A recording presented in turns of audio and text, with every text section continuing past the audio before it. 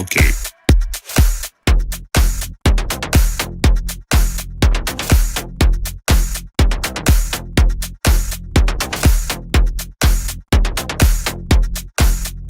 Monster. Attention, please. Yo. Yo. Yo. Yo. Yo. Yo. What's going on, everyone? It's David Palmer, Leo King, and I'm sitting here with astrologer Evan Nathaniel Grimm for what's going on in the universe right now, astrologically. What's up, bro? What's going on, David? It's been too long, as they say. It's been a year, About a year. right? I think so. I mean, I'm lost in time. It's all this Pisces energy. We're going to be starting with that today, but it's been a year. Yeah, I mean, lots changed, and also, it's been a real acceleration. I kind of like the Jupiter-Uranus aspects in Taurus right now for myself, with like my Scorpio stellium just opening up a new world for me, and I feel like thank God we all got through the eclipses here, but I don't know. Like we were talking about before the show, I just feel like November, it looks complicated. It's not all sunshines and rainbows, even if people may speak about it that way online in certain circles, because we like to express the higher frequency of a transit, but I think what binds us together is that we both take a really holistic view. So yeah, I'm just trying to steer, maybe clear a little bit of the Mars-Uranus aspects right now, but also use it to my advantage. I mean, it's kind of like chaos kind of reigns right now, but it's like what I keep thinking about is like, and I think it's in the title today is what are we at the end of, Right. and what is changing. So and how have things changed for you in the last year? I mean, and obviously Yeah, being a everything. dad was a whole new world. Jupiter, Uranus, and Taurus, and she has that in her chart. And I never thought I'd have a double Leo, Yeah, but it happened. yeah, Actually, I kind Yeah. of did, but then you don't believe it. Now I do, Yeah. but I think the fixed signs, and you're a fixed sign, I'm a fixed sign. I like having everything here. It feels like when you talk about how we're looking at the astrology, it's like a holistic view. It's what it really is. Like as astrologers, I feel like it's our duty to, when we still want to put hope for people, but there's the best hope in the world is truth, and that's why it's a hermetic science. It's not a Jupiterian one, and that's where I think that mercurial hermetic, to me, just like perfection of understanding a neutral position and going, all right, there's positive, there's negative. Let me take a step back here. And so even if something looks hard or something looks difficult, like becoming a father, right? I thought, oh my gosh, I thought I would never have a kid. I was like, Now I look at it and then I'm like, okay, those thoughts, those experiences before having a child are one thing. Having a child's a totally different experience, So I think we have to go through things. And right now I think it's difficult because it's been, especially just going back to 2020 with the beginning of all these major conjunctions, that people are not used to this energy, and nobody in history. I've been looking back, and sure, maybe 1345, the Great Black Plague happens in 1347. An astrologer predicted it, though, to the Pope. And it was that Jupiter-Saturn conjunction, and Mars all within 10 degrees of each other. And we had that in 2020. But then it's like, we're getting more back-to-backs than ever, all in the last zodiac's signs. So it feels like end times to people. And instead of, I think anybody right now just kind of wishes that like everything was like in Cancer and like, Gemini or something, Jupiter can't be right now like 6 years away from, almost coming back into Sagittarius. Like, no, it's going to go back. It's going to go into Gemini next year. Like, yeah. Yeah, I mean, that's something I've been thinking about a lot recently is the inversion of everything. Because, as you say in the Hermetic tradition, there's a concept of duality, a dualistic universe, and astrology is the study of opposites, polar opposites, the interplay. And it's almost like when I look at what I see in a transit and then I look at how it's being spun in the news or through the government, it's the opposite sign. It's like Pluto in Capricorn is this sort of smothering amount of power, centralization, but sometimes it feels like it's a Cancerian sort of mirage where it's like, here's a chair for you to sit in and be comfortable, and the government is watching out for you, and we're going to provide for you, and you don't have to worry if you're like basically being told to like be trapping yourself in your house. Like we're on your side. But then you look at the transits and you're like, the transits kind of defy that logic and that narrative because the systems are getting more powerful. Like think about what happened, in 2020. It's like, yeah, there's a stimulus, there's a financial stimulus, and that's money in people's pockets, which is really important to people. But it's also, I'm seeing increasingly a lot of people just lacking any resolve to be like, I'm going to do something just for my own sake or for myself or carve my best possible path because it's like we've created this interdependency. Yeah. And, it's just the way that I hear people talking about power, it's like they treat it like it's a soft power. Like it's, these people sitting in desks in Washington, D.C., like they're really like looking out for us. And so I think that, obviously many people realize that that's not true. But I think what we're seeing with Saturn and Pisces right now, especially as it's stationing, is that certain belief systems are just not sufficient anymore. Yeah. Like the delusional thinking in any direction is not going to hold together. Yeah, I think it's a true battle with Saturn and Neptune being the ruler of Pisces, with it being there. Saturn has a task that is harder because Saturn was just at home for almost six years. It had Aquarius. It had its own rulership, right? It was king of the zodiac. Yeah.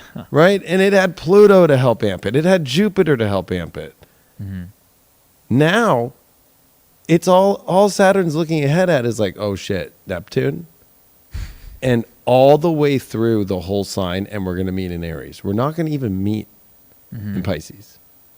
And I think that's where the irony of the whole Saturn station at 0 here is like, it doesn't even feel like Saturn has even gotten started with Saturn Pisces yet, even though it has, because I feel like it's like it still has to cover its whole last sign of the zodiac all the way to the last degree, and it's not going to catch up with Neptune until 0 in 2026 of Aries at the 0 point of astrology. And so I think when it comes to these end feelings or all these transits that are coming to their end, these outer planets, Pluto and Capricorn since 2008, we've never, anybody alive today has never experienced Pluto in one sign for this long as we've had it in Capricorn. Mm-hmm. All of us that are alive, we're used to it getting out under 15 years. This is us extending ourselves in different ways, how you're bringing up financially too. It's like, I think everybody just kind of maybe didn't take the reality as serious and thought, evolution's so funny. Look at life. It's like 100 years ago, you're still on a horse. Mm-hmm.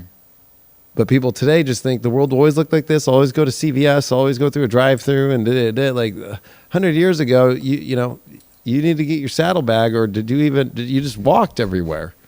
Yeah. And where we're going in the next 100 years is beyond mind-boggling, I think, for people. And everybody wants to stay into the television world that we were kind of given. And that's what Pisces brings up, is the media. Is like, this is the media catching up with itself since its inception, really, of where it's been since 1523, the last time Saturn, Neptune, and Pisces. So it's like, sure, the Gutenberg press brought out the beginnings of people being able to read and have books, but it was mainly religious, and a lot of it was propaganda too, of like how they wanted people to feel. So it's catching to roost 500 years later. But you mix the concentration of the last, 100 years, let's say, of radio and then television, and people now basing their lives off this one fragment of time and thinking it stays forever that way, and it needs to look that way. And I think that's where the problems are happening. Yeah, I mean, I think we're really at the beginning of another Reformation, right? Yeah. We think about where, like Martin Luther, like what was going through his head back then in the 1500s. You know, we had a whole system of religion that was intertwined. It was commercialized, right? So the idea that you could pay for, you know, pay to get your way out of purgatory for people who were indoctrinated in the system of the times and, you know, thought of the church as central. Yeah.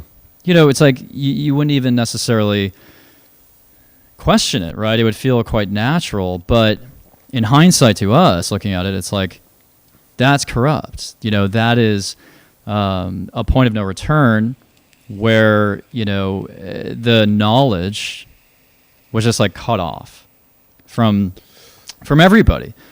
And so we needed voices to say, you know, let's, in an Aquarian fashion, right? Like, let's bring knowledge back to the people. Right. And I think, you know, back then, at that time in 1517, we had Pluto and Cap. But I think what's happening now is, you know, it's obviously not the exact same scenario, but it's like, where is anything? Nothing's making sense anymore, right? And so it's like, okay, in this modern context, it's kind of like, okay, we'll allow these companies to keep merging and then lining the pocketbooks of these media companies through advertising, and then suddenly the messages all look the same, you know? And it's like, why do the messages look the same? It's because, again, there's this centralization of on the commercial side. And to your point, I do think the internet, well, you know, it's not going to have the same exact effect as the Gutenberg press, but, you know, I think that with the internet now, it's like we're realizing, okay, something that like we used to think was like, so like things that we used to idealize in the 90s about corporations and advertising back then was so innocent, but it's because like we didn't have the network effects yet of the internet. Yeah. And like people just took things at face value. Like, oh, this is a pretty television show, or this is a, you know, this celebrity really is this way in real life. And now with the internet, it's kind of like, you know, that whole paradigm is being shattered, you know? I know. I think that's hard because I feel like, one, the media itself, the centralization of that you're seeing, right? So it's like, okay, everything just got, because of cable, it used to be like on a cable box, 78 channels, like, oh my gosh. And then, oh my gosh, the new cable boxes where there's a TV guide built in, I can throw the piece of paper of TV guide book out the window, and it felt like these hundreds of channels.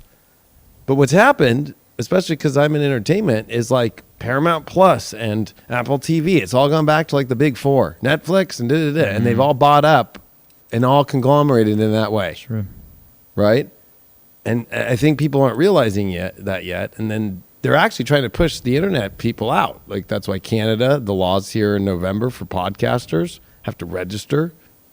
Like that's fucking crazy. Like they're getting to that point to where they're putting the internet and moving it with, like in America, our FCC, like controlling it as if it's, oh, okay, you guys want to be media and on the internet now? Like we're going to just start throwing you through how we treat media. Do you have all your shit set up the right way? Are you saying it the right way? And so I think some people are oblivious to this right now, but others are, I think, are a little tripped out. But I think it's more about like, if we're in Pluto Capricorn, if you know how to play by the rules, and I think the stress test on the world has been, why do things not make sense? Well, because I think Pluto and Capricorn with Saturn, especially in the conjunction of 2020, like during the exact time of Martin Luther, was this is not of integrity. Like when Martin Luther put his thesis up, it was like the Pope has gone too far. He is now thinking he's more than just head of the church, that he's head of states too. And he's telling people how they need to live and how they have to be. And that's part of his major thesis, but that was a big part of it. Like the Pope's gone too far. This guy's gone way too far. And people starting to go like, whoa, waking up, especially you went to a church, it was in Latin, and whoever was the priest, it was their version of what they read in the Bible, but good luck that you know how to read it or you had a copy of that book. So a lot of people were just, this is what it is. And the idea of that kind of shattering is the same way that you see, I think, in conspiracy today, right? Is like it's shattering people's beliefs in what they've had through not just this generation, but the generations of their own parents and their grandparents, or even their great grandparents before them. Of like, geez, you know, when I listened to the radio on CBS, that was everything to me, or Wall Street Journal every morning, you know. And I remember my grandpa trading stocks and teaching me how to trade stocks, where he'd call a stockbroker and see the newspaper from the morning of what yesterday's stock price was, you know. Like that's missing. So if you think of all the tiers of where we're at generation wise, like the older generations, they don't have that reliability anymore. They can't keep up. Like, what's a crypto wallet? Yeah. Right? Okay. Like, how do I do that? And then you have these other middle generations that are like, well, I'm supposed to have my 401k, and then the government's going to take care of that, right? Like, and I got Social Security coming up, even though they keep telling me that it's gone by 2028. Like, and then you have the younger generations who are just like lost on the internet, like in every little corner that there is. And I don't think that's a bad thing on all sections, but I think that people are starting to realize that what we've been told that's forever is not, you know? And I think Pisces does a great job of like that true, like Aquarius is letting go, but I think Pisces is that full blown, like, how much more is out there?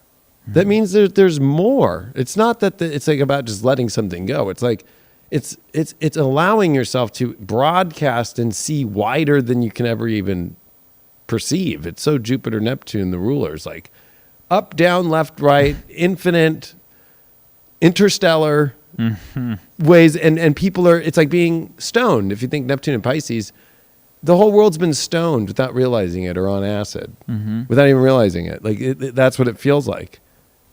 Yeah. You know? Yeah. I mean, yeah, that's true. And it's like we've lost sense of time. Yeah. You know, sometimes I feel as though we have so many different temptations, right?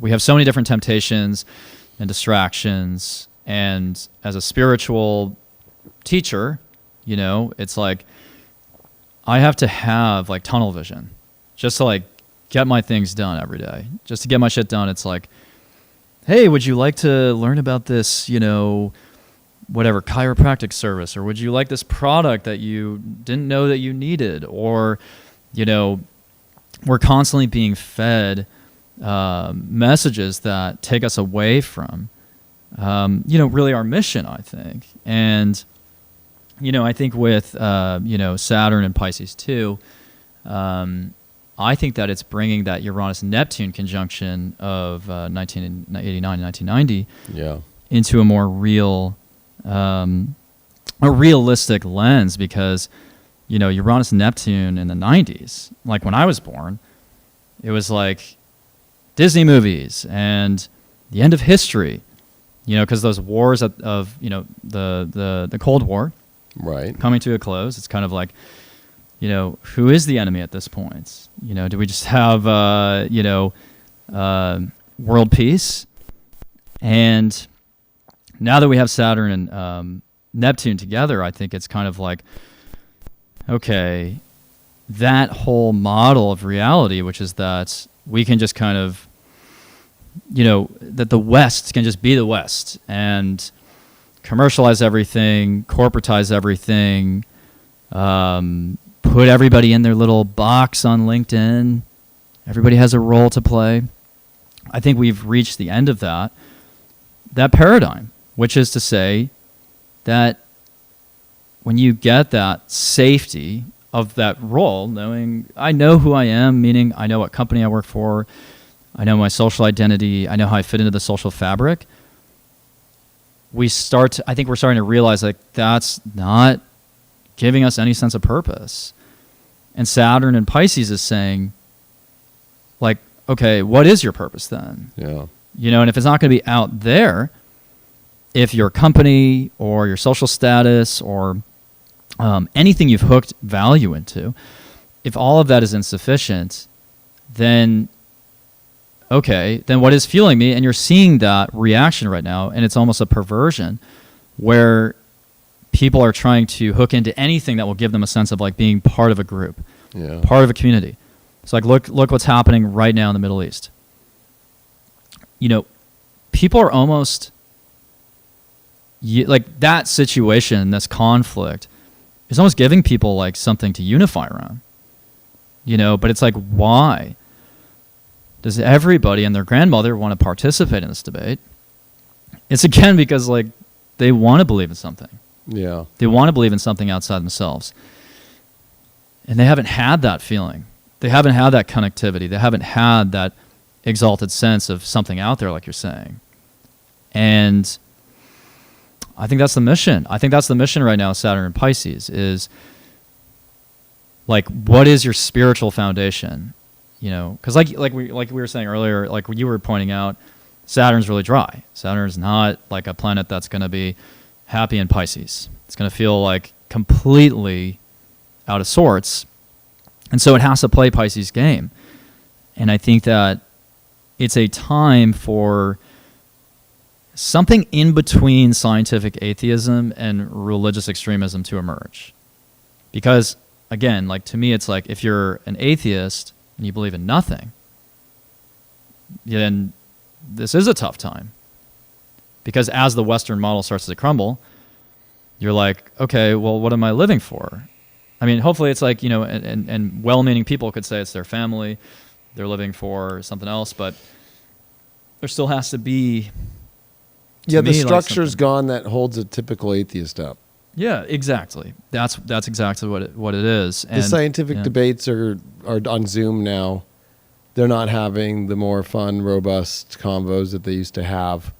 Mm-hmm. Right? Richard Dawkins is not that sure about his own atheistic principles anymore. He's been throwing them into question and so forth lately on other shows and stuff. They don't have so their pope is kind of dying off. And that's the thing of the old guard, because I think of Saturn, Neptune, and Capricorn, and where you were going with now. Here we are, Saturn, Neptune, and Pisces, and it's like, man, and Uranus, Neptune. That was the crazy one of like.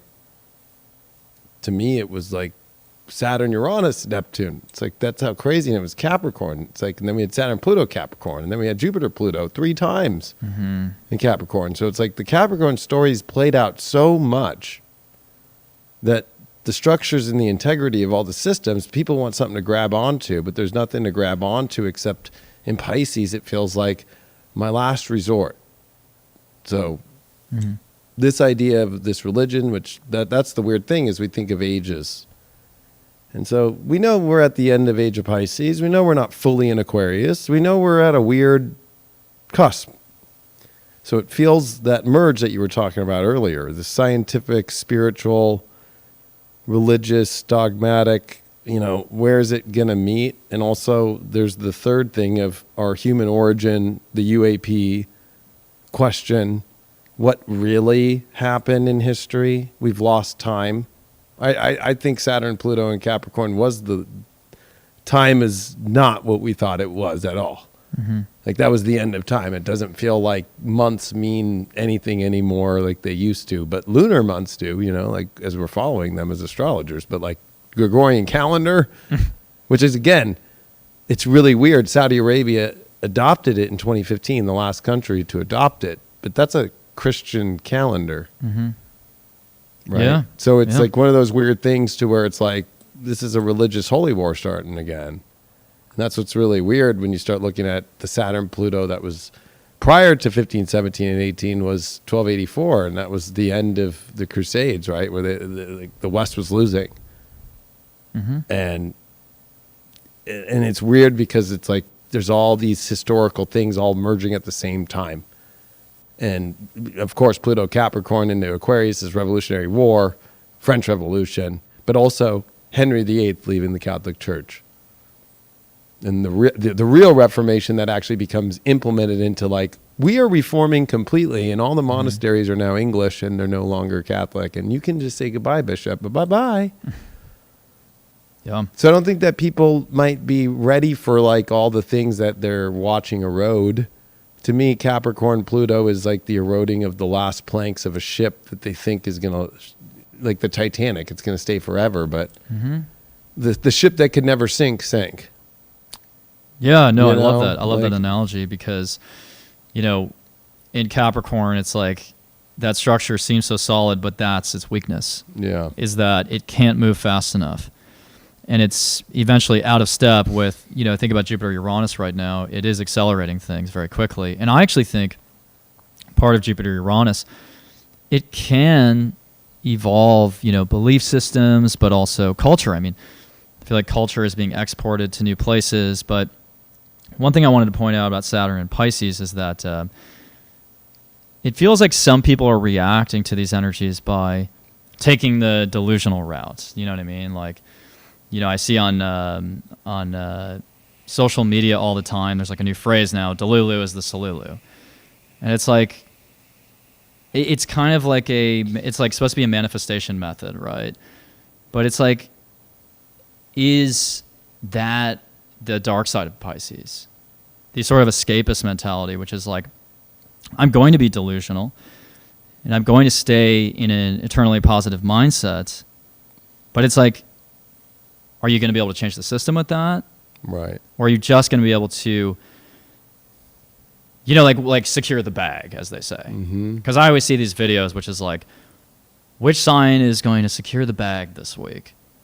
And it's like at a certain point, that just feels like a slot machine. And it's like, I just want to feel like everything can happen for me tomorrow. And I think that positivity is essential. As we raise the frequencies, and we don't want to buy into like fear that's coming in through the media, but at the same time, Saturn teaches us responsibility and accountability. So there's like a delicate balance going on right now, which is that you want to listen to what's going on, follow what's going on, see between the lines, and understand where you can put your positivity into something and manifest something and create something that fights against what these systems are pursuing, which is the systems are keeping us in, think about it like cones of fear. Like they're like cones. Because when you see a fearful story on the media, your instinct is to focus on that point. But nobody, as far as I'm aware, maybe I'm wrong, but no human being I know can focus on can be afraid of everything at once. So what happens is, okay, we have COVID. We have a pandemic. Everybody should pay attention to that. As soon as that starts to subside, okay, we have some wars going on now. And now there's, next will be something else. And regardless of however these things are coming out, the point is that the media seems to be on a crusade, almost, to keep the same message on the chyron every day and keep things in kind of like a code orange, which is like that things could be red, things could be red tomorrow, but they're definitely not green. And they're keeping us in that like middle ground where it's a constant state of fear, but it's directed at different stories. I believe that we have a responsibility as spiritual practitioners to, again, keep track of like what is the message they're sending right now and what is happening on the ground. But then, again, as part of that ritual, think about what is the reverse of that? What is the polarity point of those situations? And how can we respond to, for example, censorship with more truth? How can we respond to sickness with more of a wellness conscious mindset? So it's really about how we are counterbalancing, because everything has gone so far to one extreme, which again, to me, is the scientific, atheistic, materialistic side, which is that we can control the world around us. And by the way, time is linear. And so therefore you should worry about what's going to happen tomorrow. But I think as spiritualists, we are pushing a different paradigm forward, which is like, no, there's actually a unification to our consciousness. There's actually a collective action that we can take. And we just need more voices. Yeah, I think we need more voices, and I think when you brought up, the responsibility of Saturn and Pisces, it seems like people can be throwing that to the wind.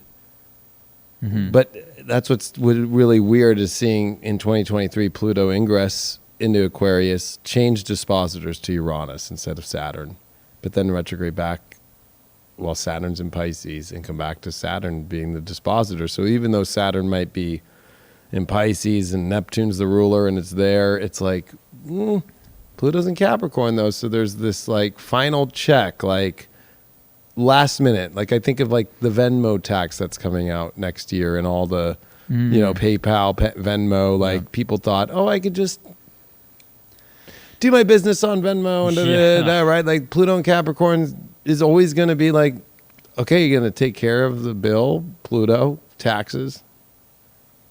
People are just kind of like throwing two sheets to the wind, credit card debt, whatever. And I think that it becomes like this really weird thing that like no sign, no matter if it's Pluto or the amount of planets, will ever go away. Like Capricorn will never go away. Pisces will never go away. Aries will never go away. Like, so the idea that the whole system will be gone is just crazy. There's always a system. It's just how the system is of integrity or if it's not, and what parts of those are of integrity and which parts of them are not. And I think Saturn in Pisces is revealing the things that have been hidden to many people or that are willing to see through. I feel like you could see it as fog or as a prism, Pisces. It's like one of those, two kind of like dualistic ways. You could be aware or unaware. And I feel like this prism right now is shining a bright light on, okay, if Pluto's in Capricorn, there's some deep investigation about how this system came about. But in Aquarius now, it's the origins of our humanity, of this universe, of these weird, how did humans get here? What is a human? And I think that's like the crazy Uranian aspect with Jupiter and Taurus is the last time Jupiter and Uranus were together, Arab Spring. Right? And it was, again, another big moment where you see the same kind of pictures on the TV now of people rising up. But it was weird. The Arab Spring, it was against the people that were running those countries within their own countries. Now it's the opposite of the countries outside that we're seeing in Taurus, which that's what's weird about Uranus and Taurus is all the countries that you think are allies and cool don't become cool, really, and then people become allies that you never thought would be allies. That's what happened in World War II. Uranus and Taurus was just like, wait, what? Like when it went into Gemini, it was like America and the USSR coming together against Nazi Germany? Like, wait, what? Like, like the whole, like people aren't ready for these very weird dynamic shifting, and it's a very unstable world with Uranus and Taurus. It's like the Earth is not stable. And even at the same time thinking of Saturn, Neptune, and Pisces, that opposes Virgo. So then the Virgo energy is like, what's the traditional, just basic day-to-day that operates and the machine that just works good is not working. The chain has flown off the bike a long time ago. And we're trying to keep it straight and the fucking front of the wheel's going all over the place, right? And then you go to Capricorn and Pluto's there going, look at what else I'm pulling out of the fucking coffins today. And it's like, people just right now, when they come to this terrestrial, it's just like, I can't hold on to that anymore. I feel like that's the universe being like, what you've been told this terrestrial energy is not. These outer planets is the first time in human consciousness where a collective is aware of them and they're all at the edge of signs and they're all doing this last push to take us into the farthest out places. Pluto coming into Aquarius, Neptune at the end of Pisces. That's as far out as we're going to go. And so that's the weirdest part to me is like, they threw aliens on us. They literally threw it on us. That there's fucking, whether it's true or not, I don't give a fuck. The fact is, the government, open public session in Congress, there are fucking downed non-human entities and biologics found in non-human fucking spaceships that we have. Okay, right? Yeah. So the irony is that now it's like, what do people do if they start seeing that humanity, or they just found a huge excavation in Egypt just this last like couple weeks and they finally released the coffins, but they also found the longest scroll from the Book of the Dead in Egypt. It's like 49 feet long and it's in good condition. Like they can read everything, but the Egyptian government won't release what it says yet. Yeah, so it's kind of like, what do they really know? Pisces is always 12th house. You have Neptune, the ruler, and then you have Saturn in there. It's like having Saturn in your 12th. It's always a hard thing to tell somebody when it's like, yeah, this and this and this and this and this aren't going to be around much longer in your life. You know what I mean? Like, I'm sorry to say, but this is not working. Yeah. It's hard. Unless you go through Saturn when it's in your 12th house transit, it's fucking like, oh yeah, I thought that was going to be it. And that wasn't it. Because when it crosses into your ascendant, which is the same as coming to 0 Aries, that's the new identification point. And so I feel like people are holding on to the really old and very tired systems of Pisces that are so old. And the last time we had it here was in 1523. And this is when you have people from Spain who think, let's go take over the Aztecs. Let's just go there. Like, so if you think about Mexico is not a country that's a Christian country originally. It was Aztecs, the Maya. But that Saturn Neptune washed that away, right? Like, and now to where now if you go to Mexico, everybody is like, oh, it's all about Mary and it's all about the Lady of Guadalupe, and right, so we live in a world right now that all the washing over, the spiritual washovers, right? You go to Egypt now, it's a tourist attraction, and like, oh yeah, like I fucking on my AI put in my program of like some cool fucking Egyptian pyramids in my background of my bedroom, like, and made it all cool. Right? Like, it's become like this, like, tacky, like, kind of like, that's cool. Like, oh my God. Like it's a great thing to talk about while I'm in the Hamptons in the summer. Yeah.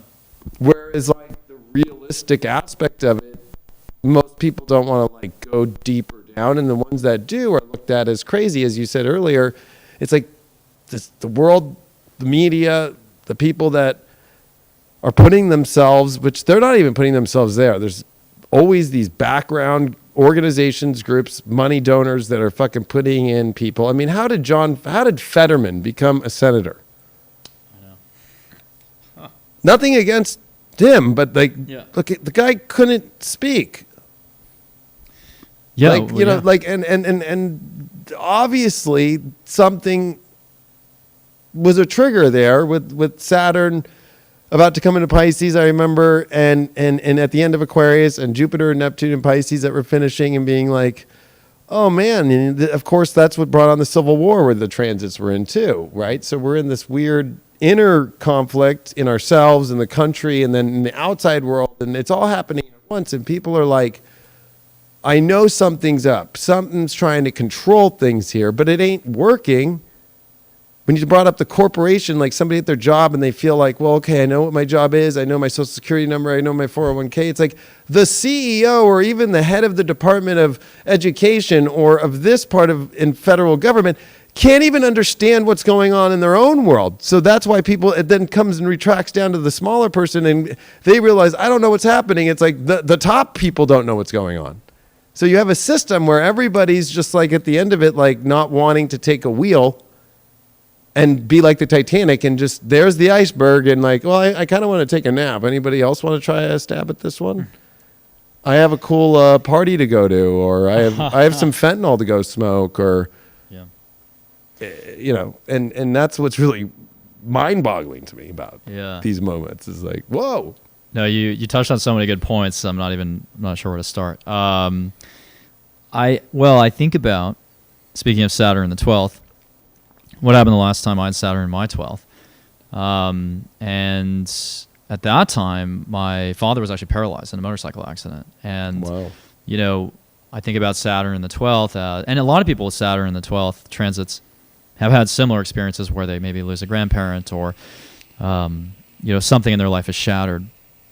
But I think about that experience for me as, I was 13 years old at the time. And when you're 13 years old, you have a certain conception of like what your parents do for you in your life and what kind of structure they provide. But when I got news about the accident, it was like, different dimension all of a sudden that was sucked into. A different dimension in which, the predictable was suddenly unpredictable. The stable was the unstable. And it felt like a capsized boat, bring this back to the Titanic. But it's also the reason probably, or at least part of the reason I'm doing this, because I knew at that moment that, whatever the foundations I thought I had, it's not just material. It can't just be material at that point. And also with Chiron in my first, it's like, I had to go through some type of healing journey through my family, in Cancer especially. And I think that we're feeling this global letdown, and it's not just, you've seen surveys from, surveys going back years now of like institutional trust is low. It's like an all-time low. Like whatever, 15% of the country believes that the Senate is like, they have positive views of the Senate, etc. But I think there's a difference between a lack of institutional trust and like a spiritual crisis, which is like a crisis of faith. So it's like Saturn in Pisces is like, who or what am I putting my faith into? And it can't be that job that you've been going for 20 years anymore. But it also, for some people, might not be the church they go to. And so the thing that I would say as a shadow side of Pisces, though, through all of this, is that memory becomes a funny thing. And I feel like so much fucked up shit has happened in our lives that we just forget about. Like we just sweep things under the rug, or the media piles on more stories. That's the problem too with like the pace of change right now.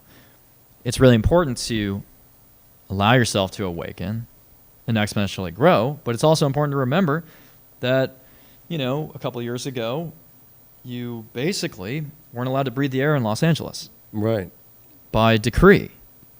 And that reminds me yet again of a church making you pay for your sins, literally, with money. So, or go on the quest to see the Holy Land and pay for your Disneyland ticket. Exactly. And what it is, what the Reformation has in common with what we just witnessed the last few years is that we've taken something sacred and fundamental as a human rights, or, which is, again, the right to go outside, breathe the air, just be a human being. Once that became the jurisdiction of a government, that to me was a point at which it was kind of like a drop-off point where 30 years from now, 40 years from now, we look back and say, like, how could we not see the Reformation, another revolution of some kind coming? Because at that point, the trust is at an absolute zero. But again, when the trust is that low and people don't necessarily have like a cause to hook into, like that really worries me sometimes. Because like I have a lot of friends who are successful, nice, mild-mannered. They're nice people, but I don't think they have really anything that they believe in. Right. And so it's like, does that make them a danger or a threat? Like, no, but it also is like a God-sized hole that makes them susceptible to control. Because if you have that hole inside yourself, you will outsource your thought process to somebody else, in theory, because you're like, well, I don't really know. My foundation is whatever foundation makes the most sense socially right now, and whatever the trends are or whatever will help me feel socially accepted, I will just do that. But when you have a spiritual bedrock, in the divine, you're self-guided because you are connected to the creator. And I don't think that anyone could ever be disconnected from the creator in a hermetic sense, but I think that mentally people can be shut off from it. I love that you brought up the memory that's forgotten in Pisces, because I feel like that's where this kind of crosses that. It's a little bit, I'm not afraid to say it, but when you go into the religion, the memory's lost now. Because I feel like when you think of the media today, most people aren't watching television to get their media, except maybe a couple shows they like or something. So it's internet now. But if you look at what we saw for the last couple of years with COVID, it was obviously the left wing, whether it was on the internet or the media or the news, where people were seeing that okay, this is not liberal, right? Mm-hmm. And now you go swing to the right wing, and now it's becoming full blown you got to prove you're a Christian, And so that's what's really weird now is people I think feel really weird because like you feel boxed in, right? You feel boxed in. The left was always about, oh, you can freedom of speech no matter what. Express yourself, fucking say whatever you want, sing crazy fucking music, and make laws. Even saying, if you're a rapper and you fucking said that you're gonna pop some motherfucker, it's okay, right? But how dare you fucking question a fucking experimental shot? And now you have the right, which that's where the memory is forgotten, where it's like, oh, like, yeah, you're a good American if you're a Christian. Or that America's a Christian nation, which it's like, that's not in the Constitution. Like the separation of church and state is the only reason that makes America so unique. That's what I think is hard about the conflict right now, is we have to remember the states that are involved and so forth are all based upon their religions. Even the United Kingdom, right? Like, sorry to say, but the coronation is a big deal because it's not just for being king. It's also being anointed as the head of the Church of England, right? So I think that people forget that there's a difference. Like when you go to America, it's like, yo, I'm an astrologer or whatever, and you can be whatever. There's no problem. It's okay. But that's where it becomes where I think people are like now, oh, this was the side that was about freedom from COVID and life and all these things. But, oh, shit, like I have to prove like I'm a Christian, or, oh, that's demonic, or that's the devil. Because there was just a study saying that 15% of Americans now believe that the government has been taken over by a demonic pedophile cult. And so for me, as an astrologer and knowing the history of World War II with Hitler, it's like not only what he did to the Jews, but what he did to the astrologers and the occultists. Threw them in there with them. And he kept a couple for himself. Right? And it's like, oh, shit. And there was massive attacks over the last 2 weeks on astrology. And I was putting it out there, and it's like fucking crazy that these Christian right-wing channels are saying, astrology is the devil. Like, you are taking on a demon. If you talk about that zodiac sign or you accept it, you are taking in that demon. Right? And what's really weird is I'm a really crazy researcher. So, of course, I have a original Mein Kampf, and I've read it many times to understand the triggers shit. And in SS Germany, when the SS, like, you had to have 4 kids, and it was like Benny Johnson, who's a right-wing guy, he's funny and all this stuff. He just had a kid, and he's like, missing my last 4th child because you had to have 4 children in the SS. My last quiver. And I'm like, you got to be fucking kidding me right now. Like, I don't even think he understands, right? Yeah. But there's like, that's what's there's a weird memory thing going on. And what's hard about these moments, whether it's people that are being Islamic phobic or they're being fucking anti-Semitic right now, they're not realizing like there is no win in like fighting against those sides, because you're picking one of those sides, and that's total destruction of both sides in the end. Because now you're trying to convince another person that this is the fucking side that's going to win this holy war. When to me, if I were to be honest, I just feel like it's the Christians sitting back and being like, yeah, well, this is our great time to take this fucking land back. Hey, oh yeah, we're with Israel, but you know what, humanitarian for fucking Palestine. At the same time, to me, that's like a Christian takeover. Like, let themselves destroy each other and they go take that place. Yeah. But again, I might be wrong, but it's one of those things where it's like people have to have some critical thinking. I think that's where Virgo can help in this time with all these oppositions of Pisces, is to think always of the polarity opposite to get some sort of clarity. And in Virgo, it's kind of like, man, it's like, number one, it's not fun seeing in America right now if you're Jewish going to a college campus and they're having to be fucking, or going to a place of worship and they have to have security.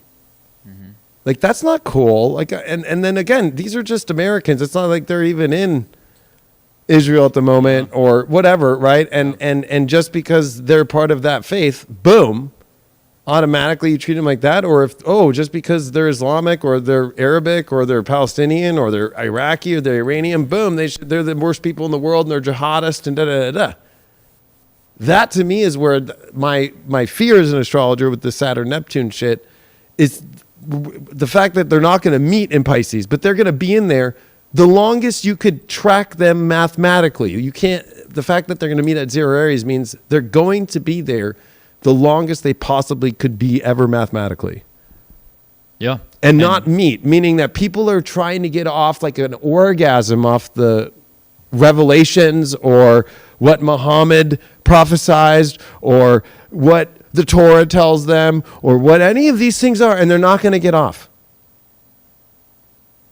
They're not going to get off. That's the sad part, is like they're not going to actually meet there. They're going to meet in Aries. And the last time we saw shit like that meet in Aries, like when Neptune went to 0 Aries, that was World War or Civil War. Mm-hmm. And that was actually a religious war too, of like, oh, I believe in the South that slaves are part of God's fucking reason, that I'm a white man to have, I give a better life to these slaves. And that's what COVID was like, oh, I have the right as a person in government to take care of my people by forcing them an injection. That's what Robert E. Lee wrote into all of his fucking letters as a general. And during Jupiter and Neptune and Pisces in 1856 last time we had it. And I was like, dude, that's the exact thing they're saying right now. So right now I don't feel like people can trust these institutions because you look to the left, you look to the right, they're playing memories. The left is playing the memories of the South and the old South of segregation again. The right is playing the old Christian conservative, if you ain't that, you the devil, and warmongering power crazy. Yeah.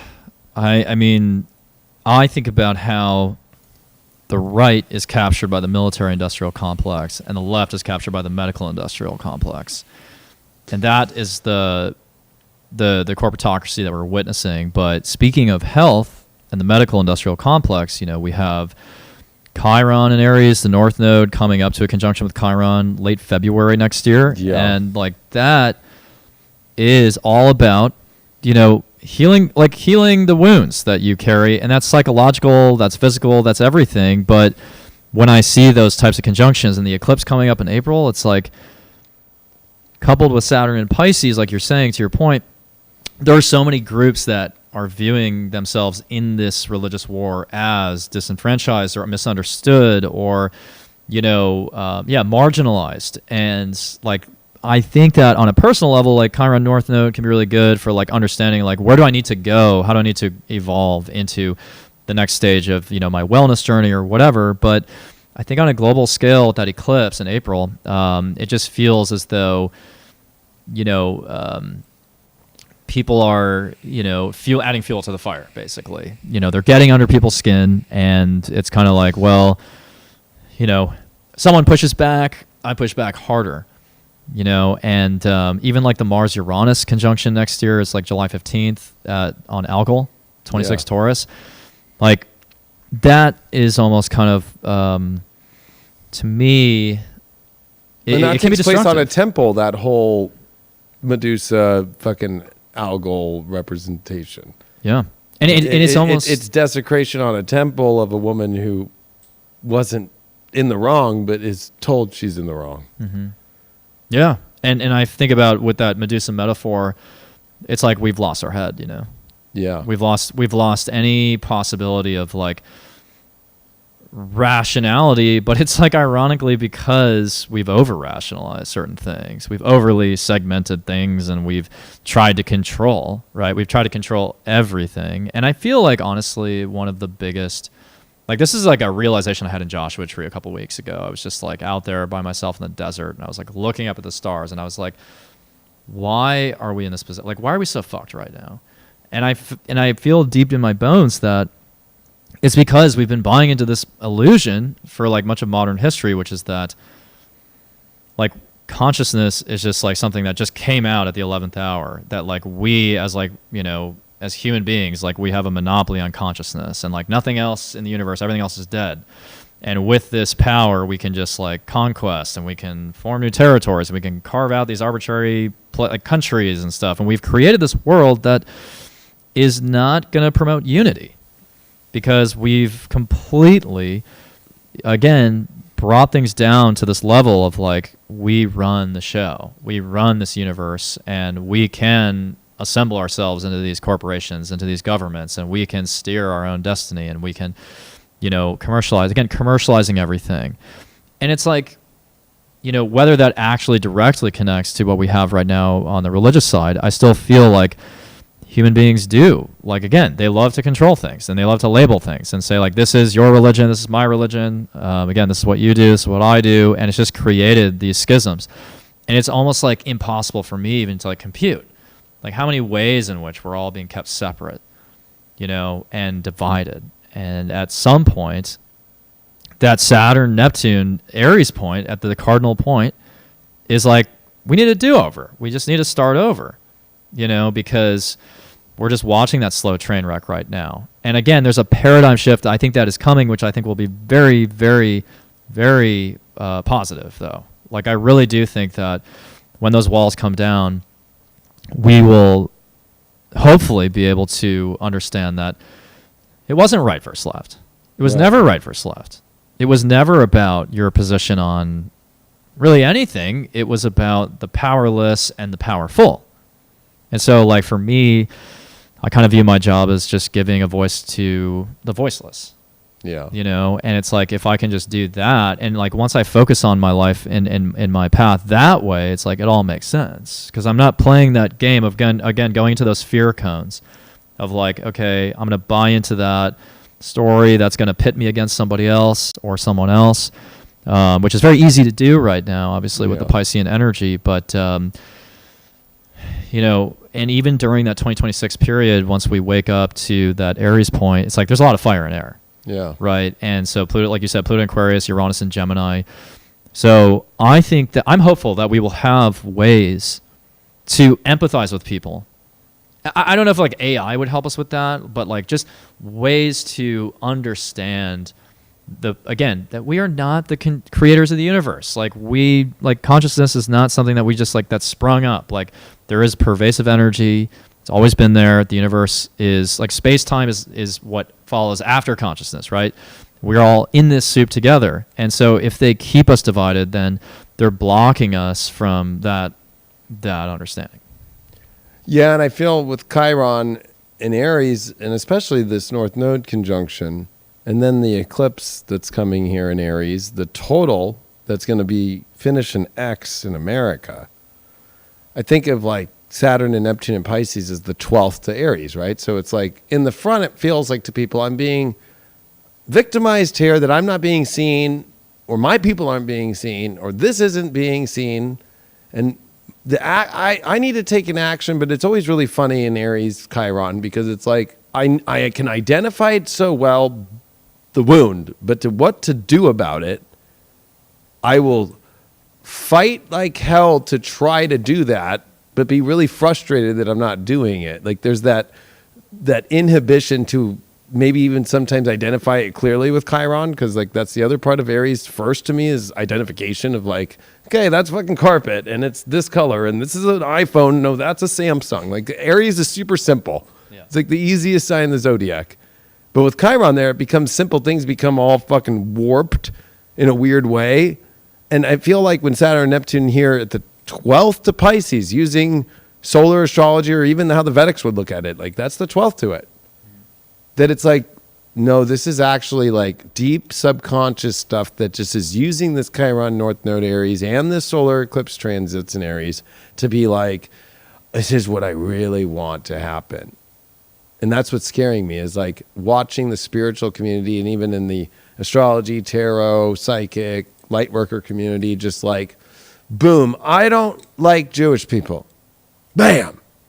I don't like fucking people who are fucking Middle Eastern. Bam. And that's the subconscious aspect jumping on top of this Chiron. And that's what the way I say that they're not going to get off, like the way that right now, like let's say the IDF or Hezbollah or Hamas or anybody has this viewpoint that their religious big conquest, Saturn, Neptune, is going to end in victory. The fact that they do not meet in Pisces means it just goes off course and doesn't reach. Or like a Q person who believes that Trump's coming back, the storm will come over, Hillary Clinton's dead body from 8 years ago will be shown, and her robot will walk out and take off its head, Like all these crazy philosophies that are spiritually based are all going to think it's going to feel so close when that North Node comes into Pisces with that Neptune and Saturn there, and they're going to get so tight. Yeah. It's almost like people are going to get to the point where they're like, I can see it. Yep. But really it would be like, that was some really good ass that I just gave you. Right? Like, Yeah. like, or it's just like the person who just thinks like this date was so amazing, yet the other person's like, I'm actually married and was just having fun that night. You know, it's like, that's so Piscean or so 12th house of like, what do you mean? Like, I felt something else. I thought you were my twin flame. You didn't have the ring on. Yeah. Yeah, exactly. So to me, it's like, that's what's the scary part is the people have to realize these very Neptunian, very Pisces belief systems of like, we're going to win and the conquest will happen. They don't realize the curveball is coming with Pluto and Aquarius because that changes the dispositor to Uranus, which is going to be with Jupiter, and then Jupiter is going to leave that and go into Gemini and be back where it was in 2012. And that kind of brings up the 2012 cycle of like the Mayan shift. It brings up the Pleiades and the solar eclipse that was at 0 degrees in May 21st of 2012 and Jupiter, and then the big Venus transit that was the last one of our lives to see. That Jupiter has to come back and kind of remind us of like, ever since 2012, like nothing has felt normal. What are the facts? And that's going to be hard. It's going to be Sun, Jupiter that misses the conjunction to Gemini. So it'll be Sun, Jupiter, and Taurus. Jupiter will come into Gemini, and then in 2025, it'll be Sun, Jupiter, and Cancer. So there's no Sun, Jupiter in fucking Gemini. That's a great point. Yeah. So I feel like, like the facts and the beliefs of people will not come true that they believe so deeply in a fact that's not true. Like there's so many untruths that have happened, and I think that's like the Capricorn last Pluto integrity test and the curveballs that the Uranian world we're moving into and the Pluto Aquarius world. And that's what people are dying for, is connection to people. It just better not be to go kill another fucking tribe or even support that idea, right? Like, because that's what's happening right now. It's kind of like, end with this, end with fucking all of the people are in fucking the Middle East, end with all the fucking Zionism, end with all this, or end with all the Republicans, or end with all the Democrats. And that's all you're seeing, all you go. And then people don't realize all the little threads that Aquarius is connected to, right? So it's like, okay, you want to kill all the Republicans, so we'll have no conservative vision ever about physical conservative energy at all. And the protector of like the First Amendment in the religious aspects, whereas the left is more of usually freedom of speech, although that's inverted right now. It's really weird. Yeah, and I think with Pluto and Aquarius, it's just going to get more tightly controlled what we can say online. So when you talked about the conjunction, the near miss, or I guess the missed conjunction with Saturn and Neptune, I just remembered that the closest they'll come next year is like 10 degrees, like a wide thing. But during that time in July, basically when they're both like stationing retrograde-ish, that's when the Mars-Uranus conjunction happens, middle of July. So I think you're absolutely spot on with what the contours of that energy speak to, which is that it's like next year, July, it's like we're so close, it's like right on the edge, and then Mars-Uranus is like, bam, unexpected moment. Like, you know, suddenly it's like whatever you thought about this group's intentions or that group's intentions, if they have a higher mission, which is always, there's so many organizations out there, again, who claim to have like this charitable mission, and then it turns out, they're captured by corporate interests too. Yeah. And like, so whatever that ends up being, it's like with alcohol, again, it's like, it's completely, it completely destroys, like you're saying, that idea of like, this is the second coming. Right. Like, to me, it's the last dying gasp of the age of Pisces, and it's like there are these convulsions going on right now, which is like, we want to take, it's like people almost like want to set this up for some type of second coming. And, Well, when you have three religions that all claim the Temple Mount, and you see all the things happening, to me, I think of it with that Algol. Algol's a weird star because it's actually a binary star that the light of both stars change brightness, right? And that's why algal's algal. So like one star's blinking and then it dies out and then the one behind it blinks. So there's this kind of facade and weird thing about it. And I think like when I think of the temple, it's like, I mean, how easy is the Council of Nicaea back in 325 AD that were all astrologers that put on new hats of priests under the doctrine of Christ, right? That all made a book that's astrological and Egyptian and all other religions all in one, right? So it's like, okay, you set it up for this idea of once that temple, the second coming is because the third temple must be rebuilt. And you see everybody encircling the temple right now. And then you see this algal aspect. To me, it kind of seems like, okay, how easy is it to be like, who's going to just put the media control and put the blame on? That's the religion that blew it up. They're the antichrist, or they're the anti-Muhammad, or they're the anti, right? Like, Yeah. and Yeah, the that's fact true. that nobody's talking about that in our media or anything and acting like, oh, you know, but it's because they're entrenched in it, right? Like, oh, well, my grandma were to hear me on CNN tonight, Yeah. right? Yeah. Or, oh, I won't get a job if I say that in this industry, or I won't get a job in that industry if I say that.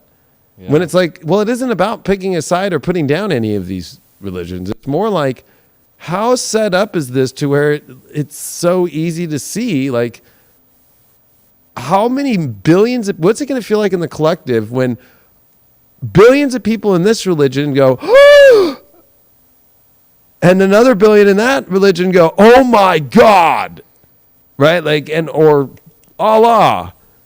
And then, and then it all becomes so Uranian, like this is Pluto's going to be laughing through Aquarius because it knows it's going back into Capricorn next year. I think it's just like, and then there's an election, which to me, this election doesn't feel like an election coming up. It feels like a big waffle bag, like that just flops on all our faces. Like, because I think that's going to be the laughing stock of Pluto in Capricorn is like, you're all responsible. Well, there's corporate interests. There's all these things. They took it over. What did you do about it? Most people didn't do anything. Most people don't speak out. Most people don't go participate to be at a voting center. Most people don't try and make a change. Yeah. Yeah, and I mean, I would say, you know, with those elections coming up, it's like every astrologer who has like even like any astrologer like in the whole world basically is saying, you know, Pluto return for the United States means that, you know, XYZ about leadership and like the, you know, the death of certain systems. But it's like regardless of what happens, regardless of the details of that election, it's like all the astrologers, we've got the prediction right. Because look at the leadership. Look at who is in power right now. They have, you know, no moral standing. They're ineffectual leaders. They are mocked. I mean, Biden is just mocked all over Twitter by both sides. And it's like, is this like a vacant seat right now? Like who's up there? And, you know, that's also Saturn in Pisces, right? Like being physically present, but mentally absent. You know, and, Yes. you know, I think about the, you know, like we were talking before the show, like the last Roman emperor, you know, who was just a kid who was easily unseated by these Germanic tribes. And it's like, you know, that it just feels like we're at the end of some type of chapter where it actually does make us kind of vulnerable, right? So you have like, you know, people who are, Which were the Arians, that was Arian, one of the ministers that was in the Council of Nicaea and didn't believe in the months of going over, well, what is Jesus? Is he a God? Is he not? How do we form the Trinity? And then they come up with the Trinity and Arian's like, no, how could Jesus be God if God came first? That was just the basic question. Like, how could he be as equal to us being a God of a son of God if he came after? He's not as powerful or whatever. And so he had a disagreement, and they excommunicated him, and then he went back to Germany, and that's where Arian comes from. And so people don't realize that the Goths and the takeover of Rome 100 plus years later is like based off the Arian. And then you think of Hitler and his Arian visions of things. People don't realize it comes from Arian, who was in the Council of Nicaea, who was the outcasted one. Yeah, yeah, and I think about though, like, what does the next system look like, right? You know, if we're trying to make a change, like you said at the beginning, I think it's true that there will always be a system. You know, the idea of a utopia, which I was born into, meaning, you know, the Uranus Saturn Neptune conjunction of 1990 and 89. It's you know, again, I was raised in that environment where it's like, is this the end of wars? Is this the end of history? Are like Disney movies like, is that where we're headed? It's just like everything is a cartoon. And Or you know, Slime on Nickelodeon. or Slime on Nickelodeon, yeah. And so we're reaching obviously the end of one of those cycles with Saturn Neptune coming up, and you know, again, it's like, but my take on that would be that we need some vision, right? We need a utopia to aim for, even if we can't reach and manifest it exactly. I think it's important for us to, again, have a dream for a better world, a better society, and I think with Pluto and Aquarius, it does shift the power a little bit, at least a little bit towards the collective. Although, to your point about the Saturn-Pluto conjunction, like that is in effect for, you know, the next 30 plus years.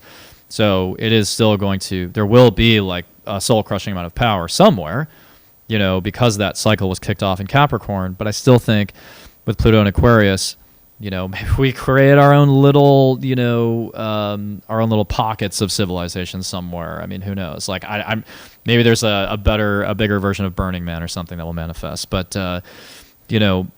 But what's weird about it, so Pluto, when last time it ingressed into Aquarius, was the Revolutionary War done by Masons. Mm-hmm. Right? So it was like they left King George, but nobody wants to talk about that they left the head of the Church of England. Right? So they were looked at as ungodly by leaving not just King George, but the head of the church. Right? Because all 13 colonies were under Church of England rule too. Pluto, Zero Aquarius, same thing. Henry VIII leaving the Catholic Church. So there becomes this huge schism. And today, normal, basic Christians in America look up to the Founding Fathers, right? But they don't realize, like, oh, no, those guys were tyrants to God. They were tyrants to, right? Or same thing, like, oh, your King James Bible comes because of the fact that Henry left the church, right? So the Bible they use is the king that comes just about 100 years later, and not even, and literally is gay, number one, and goes against gay.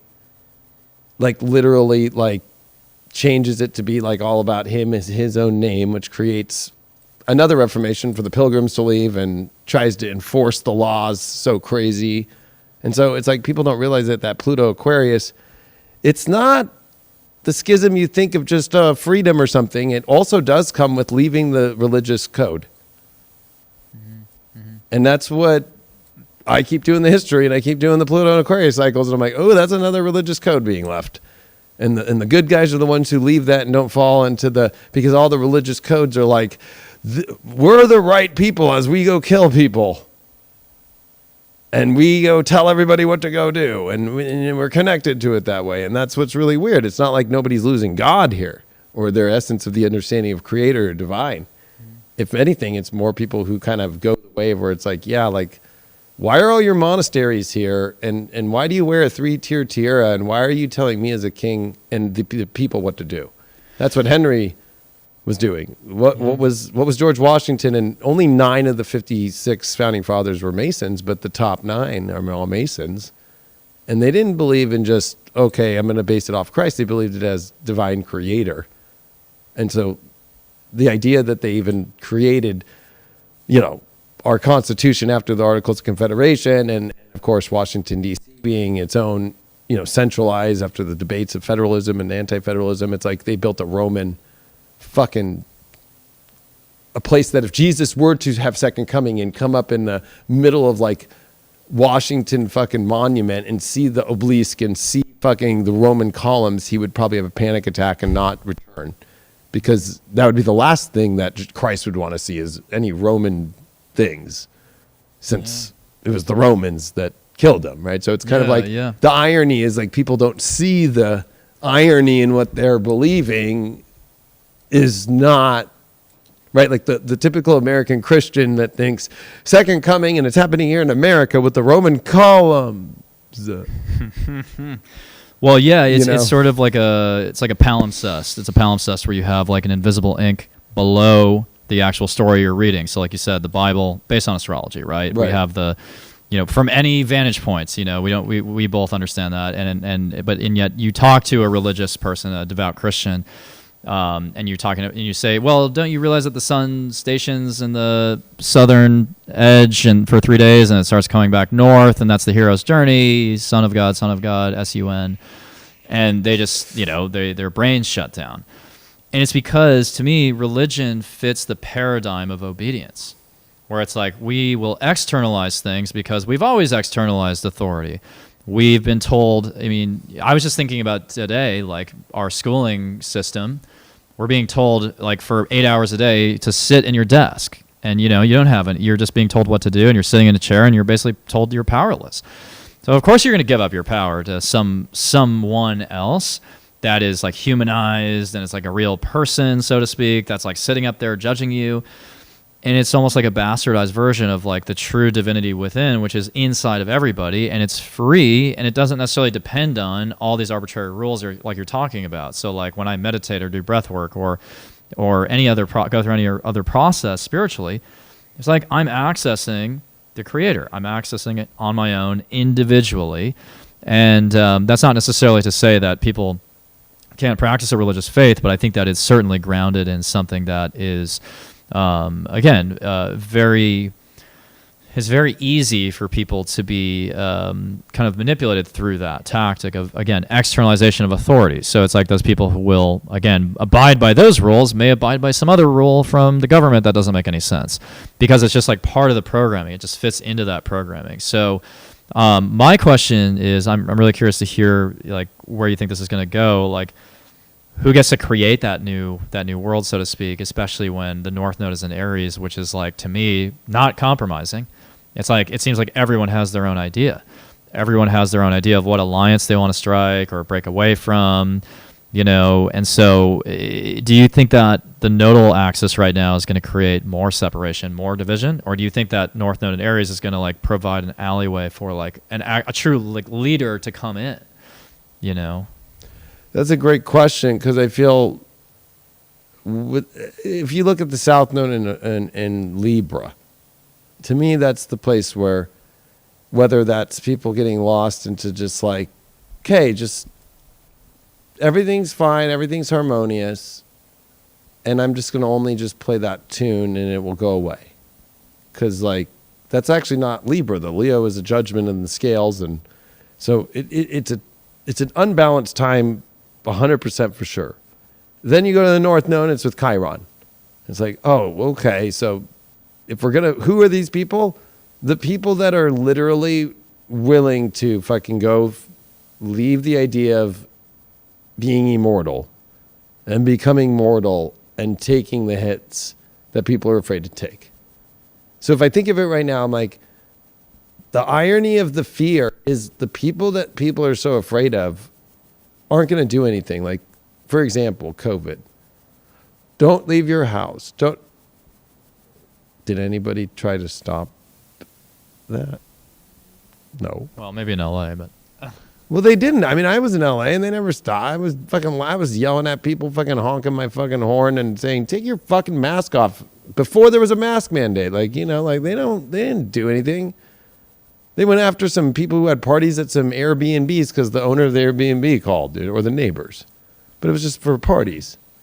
But there was nobody like going and putting you in a fucking prison or doing, nobody fucking, if you lost your job, look at how many people now are winning in court, getting not only their job back, but money if they got fired for not taking the shot, right? Mm-hmm.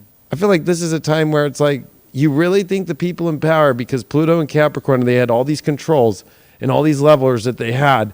And Aquarius has already played its part where, oh God, okay, we can't fix that. Just move on to the next control system. Move on to the next. And then, oh wait, what happened to these other people who are working for me right now? Gosh damn it. Okay, you get, right? So this is a time where those that are willing to not be afraid, and also Chiron, it's not about like a victim place. It's about a like, okay, I'm going to come into this and be like, this is fucking weird.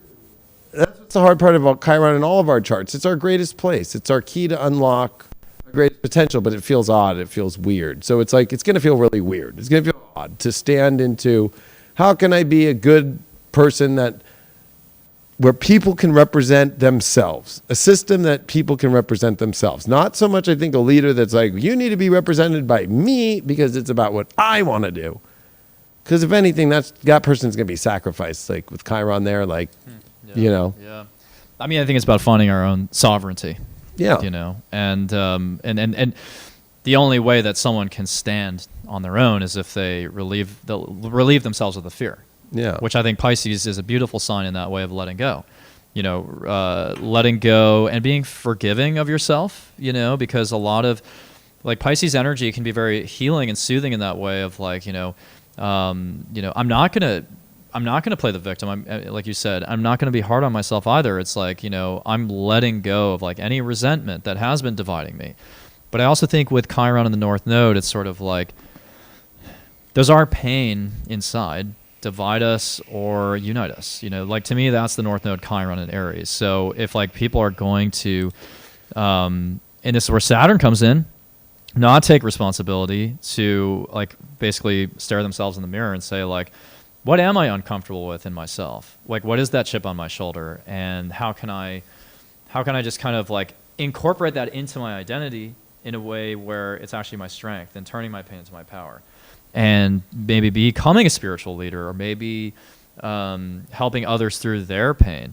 But it's like any unhealed souls right now are just contributing to the chaos. And unfortunately, I think a lot of people went through a self-imposed trauma over the past few years, which is that, like, because I'm sure there are plenty of people who, when 2020 hit, they were on the ground in their apartment just crying or freaking out, about what's coming next and what is this, how am I going to manage this?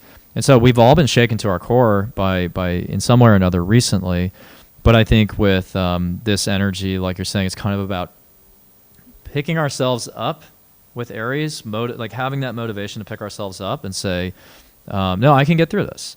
And as we do that, we spread that, we inspire others through that experience, and I think that Pisces, again, it can be absolutely inspiring. So, I think there's a lot of shifts going on, but I want to point out some of these aspects with Taurus and Scorpio, though, because, again, playing to the polarities of astrology, it's like Jupiter and Taurus is like, yeah, you can have anything you want. Just go, splurge at Macy's, or, get the Airbnb, get the 4-bedroom house in, like, Joshua Tree, even though you're traveling solo, or whatever indulgences people have. But behind that, we have Scorpio, which is like, racking up debt, and Scorpio being other people's money. It's like, are people spending money that they actually have, or are they spending money they think they have at some point in the future? And that to me is really concerning right now. So, like, oh yeah, we'll just spend $14 billion on this war right now, or, we'll go into credit card debt, or, like, it's almost like they're like, what is debt at that point, and what is money? And I'm really interested to see what happens with the Jupiter-Uranus conjunction next year as it concerns these things, because, you have to wonder, like, if there is a limit to that in the U.S. at least, like, to the debt that we can carry. Which I think that's where the Saturn-Neptune adds to it as a hidden government understanding of a resource that they haven't brought out. Or why, like, the UAP stuff is so hidden about more of the technology, or why they're wanting to go to Mars, or why they're taking stuff off asteroids and bringing them back here. It's like the mining in new areas, like the new resources that are being hidden and tucked away that aren't being talked about as they try to, like, make it to be accepted too, right? Like, they're going to make it to a point to where it's like, okay, I guess we're going to need something of value that everybody needs. Oh, look at what we found. What have we already had?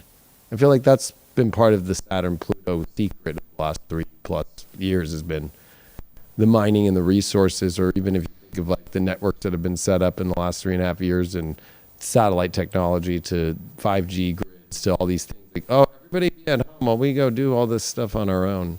And that was the irony of Uranus and Taurus during World War II, was like the world was paying attention to the chyron of a newspaper of death and what country's taking over. But the Nazis are spending over a quarter of their energy going to Antarctica or trying to find relics. America was chasing him down. That's the story of Indiana Jones in a fictional story. But the truth of those stories is actually valid, that there was a whole other part of the war that was really about finding all these, whether it was relics of all the sacred occult understandings that are hidden of religion and humanity and mankind. And I feel like they got close, but it also triggered something with the atomic energy that created UFOs to show up in Roswell. And the technology we use today, is it human or is it alien?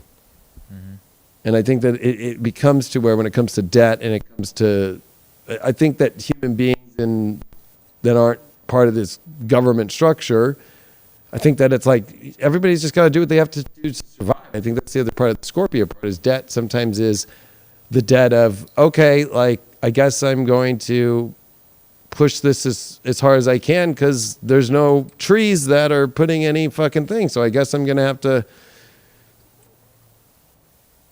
eat the part of this animal I already killed that I wasn't normally going to eat. Because, like, to me, Taurus, like you said, the whole idea is like, oh, I'm going to go get the Airbnb that's 5 bedrooms with 2 pools for myself. Yeah. And then Scorpio is kind of like, well, shit, like, I have some old urine. Because, you know, there's people storing urine and shit now, like I see, and I'm like, Yeah. right, like that becomes like the opposite of like the desperation of like, well, I just have to survive, whatever I have to do to survive. So I feel like I don't think that people of the countries are really at fault here. I think that it's the governments that have done it. They've created the crisis on their own. They've pumped and given the money to people and saying that it's going to be an Inflation and Reduction Act, which is the opposite of it intentionally, and created the Fed to then bump the rates and hold them and then get rid of liquidity and then get rid of the access to even loaned out liquidity, that you dry the liquidity up to where everybody's dry. And that's the other part of Saturn. Neptune is like, well, how are people making it? It's kind of like, there is kind of a how is it, where is all the money? How has it even popped up? Well, it's the numbers on a computer. It's not even, and it's backed by oil. And that's what's weird. The oil's reserves are down, the lowest they've ever been. And so in 1933, when the threshold of gold at Fort Knox went below, that's when the 6 days of the banks, they closed them down. Well, what's happening with oil? We're down to 4 days left of oil. 4 days left of the reserves, right? And so just right before this conflict happened, that was what was announced. But most people didn't know. It wasn't a big news story, but it was like, yeah, we're really low on the fucking reserve. Well, when they created this in 71 in the Fed with Nixon, it was all off the oil reserves. So the dollar is based off our oil reserves, which are down to nothing. So if anything, this conflict's about, again, oil, memories. Yep. The memories again, right? An oil crisis that goes up, triggers that and goes, stop the banks. What did they do? They confiscated people's gold. Well, are they going to confiscate our oil? Or look at all the mortgages. Look at all the properties. What's happened in every Pluto in Capricorn at the end into Aquarius is eminent domain and taking people's land, coming into other people's countries. Or in America, what did they do to all the loyalists to King George? Oh, the Confiscation Act. We're taking your property. Bye.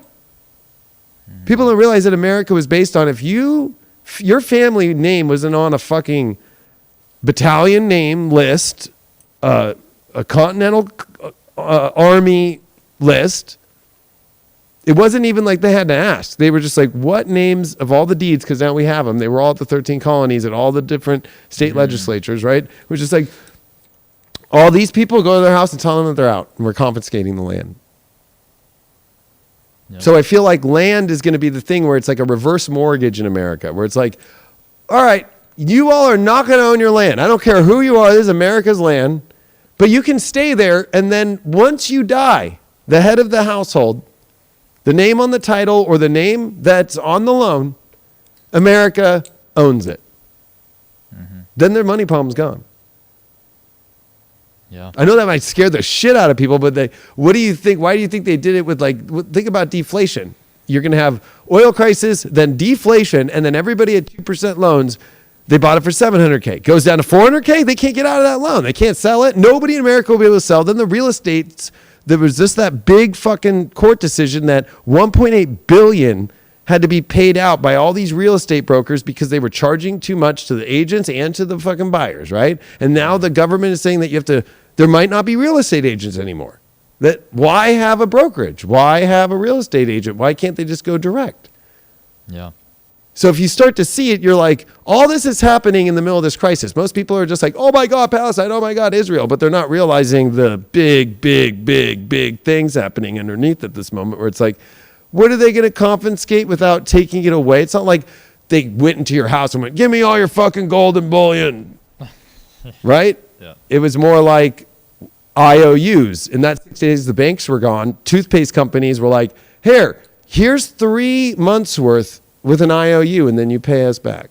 Or the trains were like, well, I know you don't have cash, but here's an IOU, you pay us, right? So Stripe just came out in the last couple months with, if you have a Stripe account and you have a business, you can create your own credit cards for your customers and be the bank and be the IOU. Yeah. Wow. I didn't know that. Yeah, I mean, that's what's coming. Like people don't realize that's what's coming is the IOUs, and then you look good as a bank, as a company, because you're also like, well, you can go use that to go buy some food at Target. I'm not in control of the rates. I'm in control of the rates when you deal with me, where it's at 1%. But if you're gonna go use that card at fucking Target, it's like 8%, and you're only allowed this much based off a pre-AI credit score analysis. I have no control of it, but at least I offer that to you. So people will go to their favorite companies in like Walmart or anything like that. If a money crisis happens, they'll be like, all right, you have a Walmart money card and you have this much. And you still have to pay us back whenever they figure this money situation out. There'll be a pause just like there was. Yeah, anytime money feels invisible, I feel like it's a problem. Mm-hmm. You know, like with the Great Recession, obviously, with the housing crisis there, it just felt like, we're all chopping up these loans in a million ways and passing them down. But, I can see how a property takeover is a risk right now. Again, Pluto in Cap, still in Cap for the next year-ish, off and on, opposing Cancer. I know. And it's like Cancer also being your home and family and foundation. And it's like, to your point about the interest rates too, it's like Jupiter-Uranus conjunct in Taurus, like, it could just like reach an escape velocity or a point where, I've been like German Republic, like 1920, like. Yeah. And I mean, I've been looking at mostly just for fun, like just properties in different parts. We all do some random, Zillow browsing right. in the middle of the night. But you look at the property values over historical time period, and it's like they go up. Prices gone up 30%, 40%. They're just juicing those prices up during the pandemic. And at a certain point, I'm like thinking to myself, like, this is just not like a buyer's market right now. It like doesn't even make sense to buy a house. And no. For the owners of the home, it's like, are they finding buyers?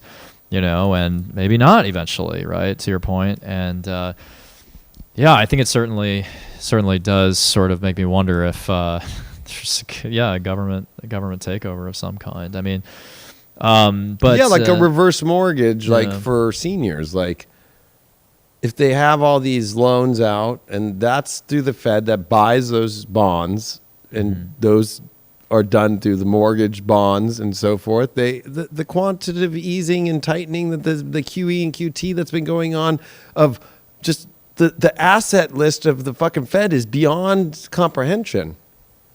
That they already own it.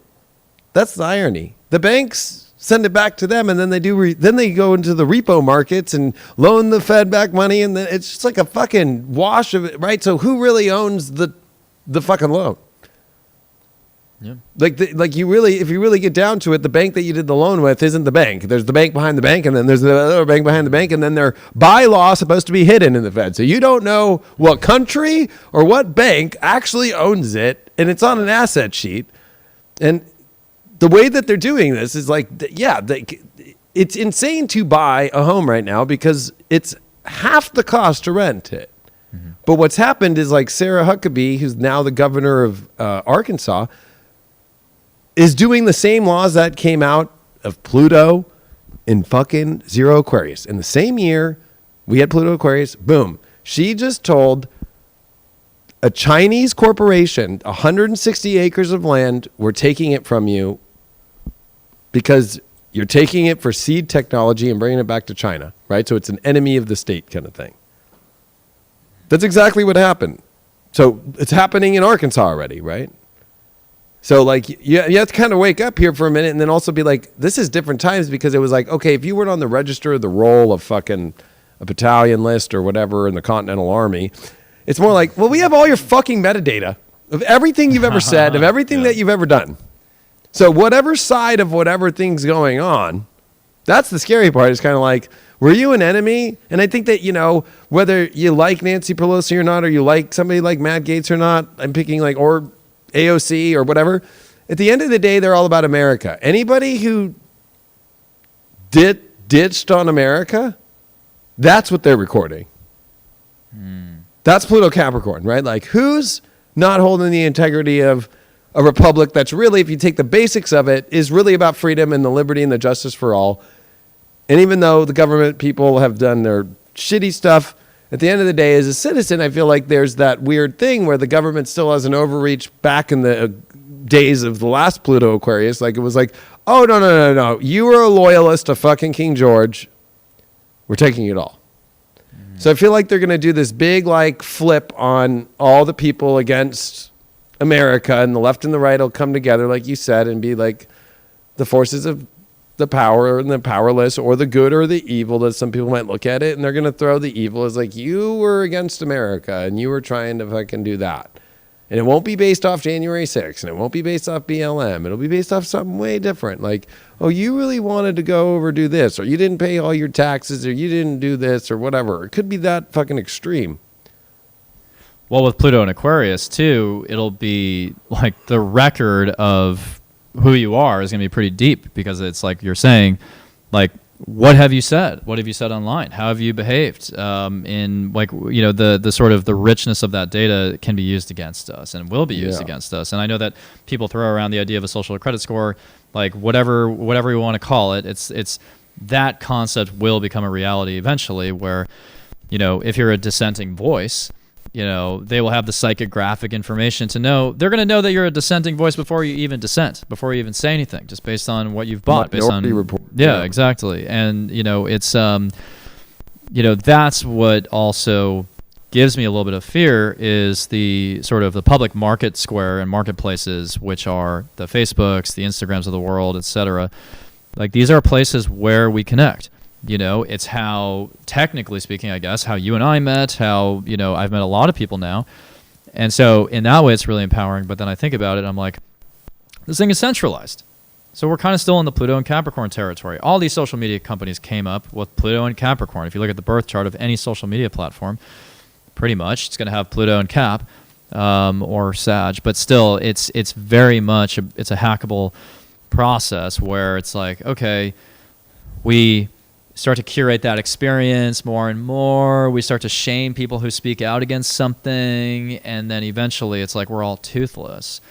And so that's something to watch out for during this next phase, is like, how can we make sure that there are communities for people to collaborate and speak freely? And it's like, you know, obviously you have your own platform, and that's fantastic, you know, and but I think for anybody should feel safe to you know, because our words are power in a world like this.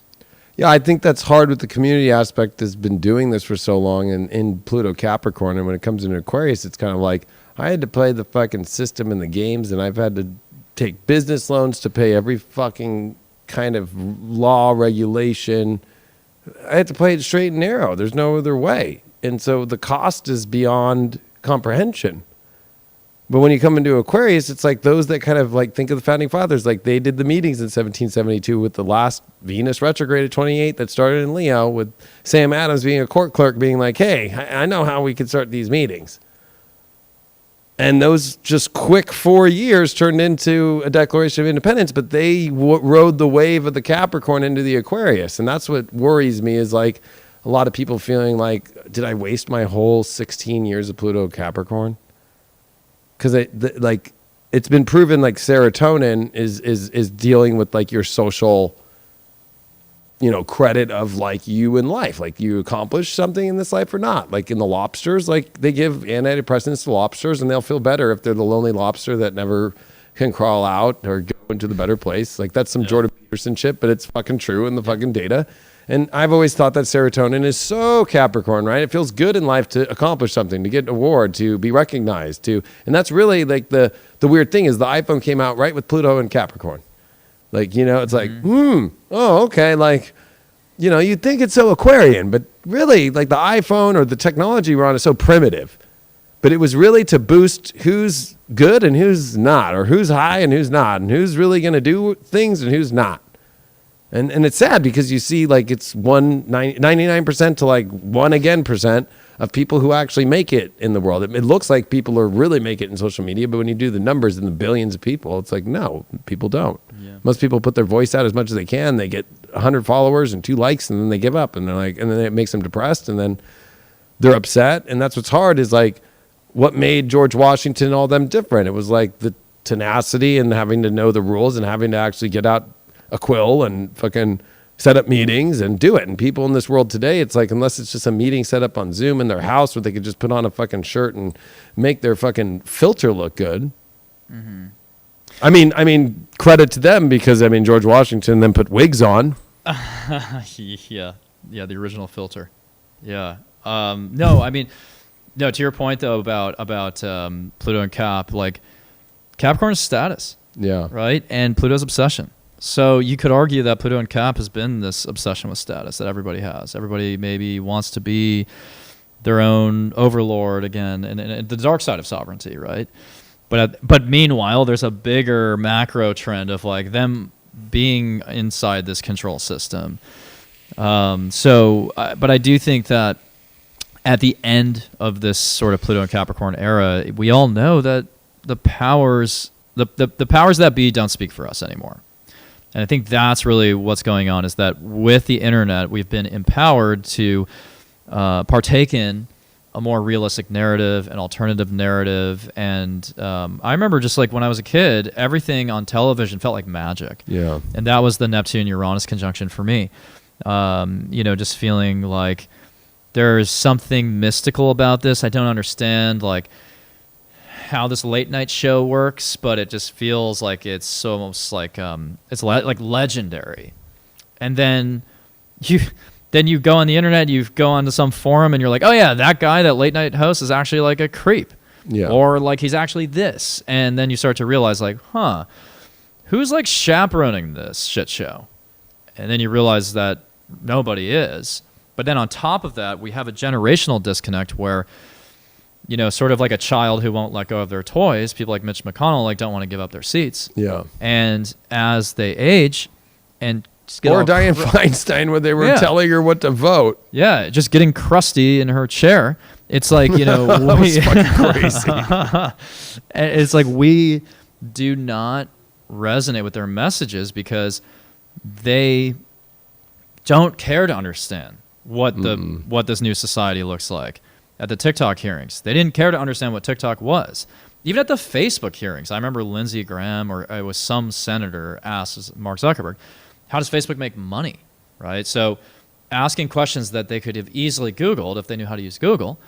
Or just been on the platform and figured it out in like a day. Yeah, it's like someone asked if you had to pay for a Facebook profile, if that was the revenue model. And I was like, wow, we've elected these people. And so, like, I understand the cynicism behind people who haven't voted. I mean, I personally vote because I choose to express myself that way. I think it's my responsibility and duty as a citizen. But I understand the ethos of why people have given up on the system. It's because there is that generational gap. And just to extend this further, when Pluto goes into Aquarius, it's going to oppose the older boomers, Pluto in Leo. I know. And that Pluto opposition, they're going to get their dough. They're going to get their retirement funds. And, the wealthiest of them will eventually transfer that wealth to their millennial children or whoever. But, there's something unfair about that, right? For a millennial like myself being like, why is it so much harder for us to get like a house or something like that? But I think the Pisces energy is telling us, or at least it's telling me, to just let that go. Because it's if we feel wronged by a generation before us, then it's like, how do we respond? If we respond with resentment, then we just carry that torch to somebody else, to the future generations. And so bringing this back to religion, that kind of feels the same way. It's like, how many generations of bitterness can we compound on? And at that point, it's like, where's the original purpose of all this? Religion, of course, was founded on this idea of a divinity, but it's like we've all been captured by this egoic, desire for revenge. Yeah, I love that you bring all that up and intertwine that so well, because Benjamin Franklin was Pluto Leo of the founding fathers, so he was the old dude, but he was also known as one of the more wild dudes, riskier. He was a ladies' man, right? George Washington was Pluto Leo. A lot of the others were Pluto Scorpio, right? So it's like, if you look at it, the generational astrology, it's like, sorry, but the Pluto Leos and the Pluto Virgos, they weren't the revolutionary aspect as much. And that's what's hard, because it's like the new guard's coming in. And then you're right. I mean, when they think of the religious thing, it's like, well, it's so Piscean, is it real? What's the roots? Where does it go? And then if you go down any of those roads, that's, excommunication, or, grandma is talking shit on you, or your possible future in-laws won't have you over, or, all of that. Just as astrologers, we've gotten that from everybody in our lives, right? Every corner. It's like friends to family to everybody has always there's always been somebody like, what are they doing here? What is that thing that they do? Yeah.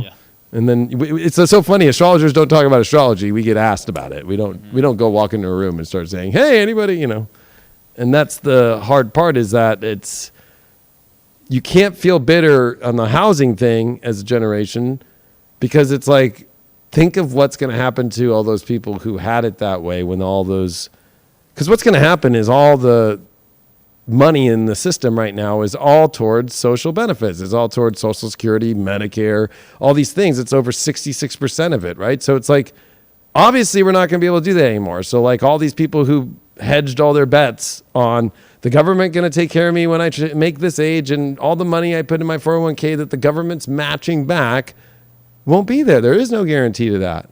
Mm-hmm. Even when Social Security became a thing, it was deemed unconstitutional by the Supreme Court. And then it was fucking, let's pack the court to what it is now under the Democrats, and then pass that. That's what was crazy, is Social Security was actually founded first as the Supreme Court originally was like, no way, that's so unconstitutional. It's like, pack the court. And you've been hearing that again, right? Pack the court. Or make the court to where there's no lifelong, which would go against the Constitution, unless it's in a new amendment. And that's where I think it's so crazy, is people don't realize the Pluto in Capricorn is one thing about the government and the debts it runs, but Pluto in Aquarius is yeah, sorry, your handouts are gone. Gone. People become desperate for handouts. In America during the Revolutionary War, the continental money was not worth a damn, literally. So people who really fought it were doing it for a cause, knowing the money ain't worth shit. And the irony of that whole thing, too, was that the British were counterfeiting the money in order to flood it with fake fucking Confederate bills in order to make it inflationary. So is that happening to us right now? We don't know, too. There's a lot of the counterfeit stuff that comes up. Is that crypto?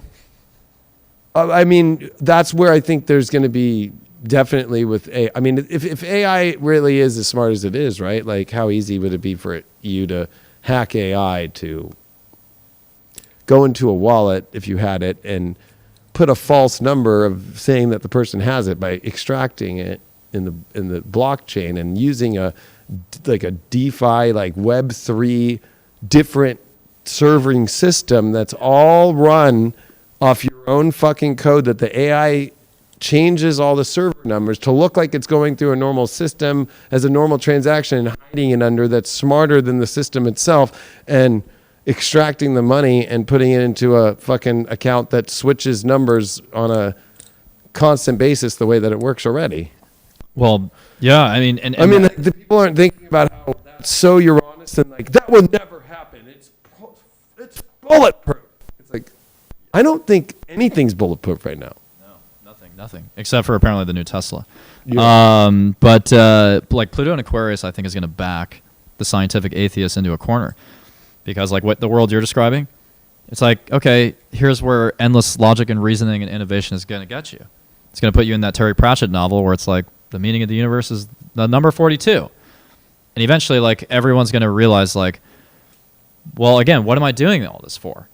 If my whole life is automated at this point, or hackable, or there's some avatar of me doing all the shit that I used to do for fun, or that I used to find a purpose in my job, then, you know, what is this paradigm I bought into? You know, and it's like, I think that is like a dead end. It's just a dead end. And, you know, what I think about with Jupiter Uranus, to bring that in again, is there is this like glimmer of hope next year, I think, where people are going to start to look to nature and like plants again as consciousness awakening kind of like methods. Like people are going to go full circle. The people who are actually awake, they're going to be like, okay, like how can I go back into the environment and maybe deprogram and re-educate myself with things that are already like in Mother Nature, you know, and use Pluto and Aquarius to just find these other digital nomads. Like, you know, I think there is these pockets of utopias. Like, I don't know, like I keep thinking about if I was to get a property in Joshua Tree, like I would love to just like have a community like that, you know, just like put these feelers out of like, okay, like who else is like, you know, wanting to just have a little rave tonight or something in the desert, you know, like there is a bright side to this Aquarius energy. There's a bright side of the Taurus energy, but I feel as though so many, I hate to use the word puppet, but I feel like it's warranted in this situation. So many people in this world are puppets at this point. And the reason is because they are completely disconnected from the original divine wisdom, which is what everything is based on again. But to not understand like what sits at the center of everything and just pursuing everything, only the right brain logic side of things, it's like they back themselves into a corner. It's like that paradigm has reached this end point. And I think to the South and in Libra, we just have to balance. We have to live a more balanced life.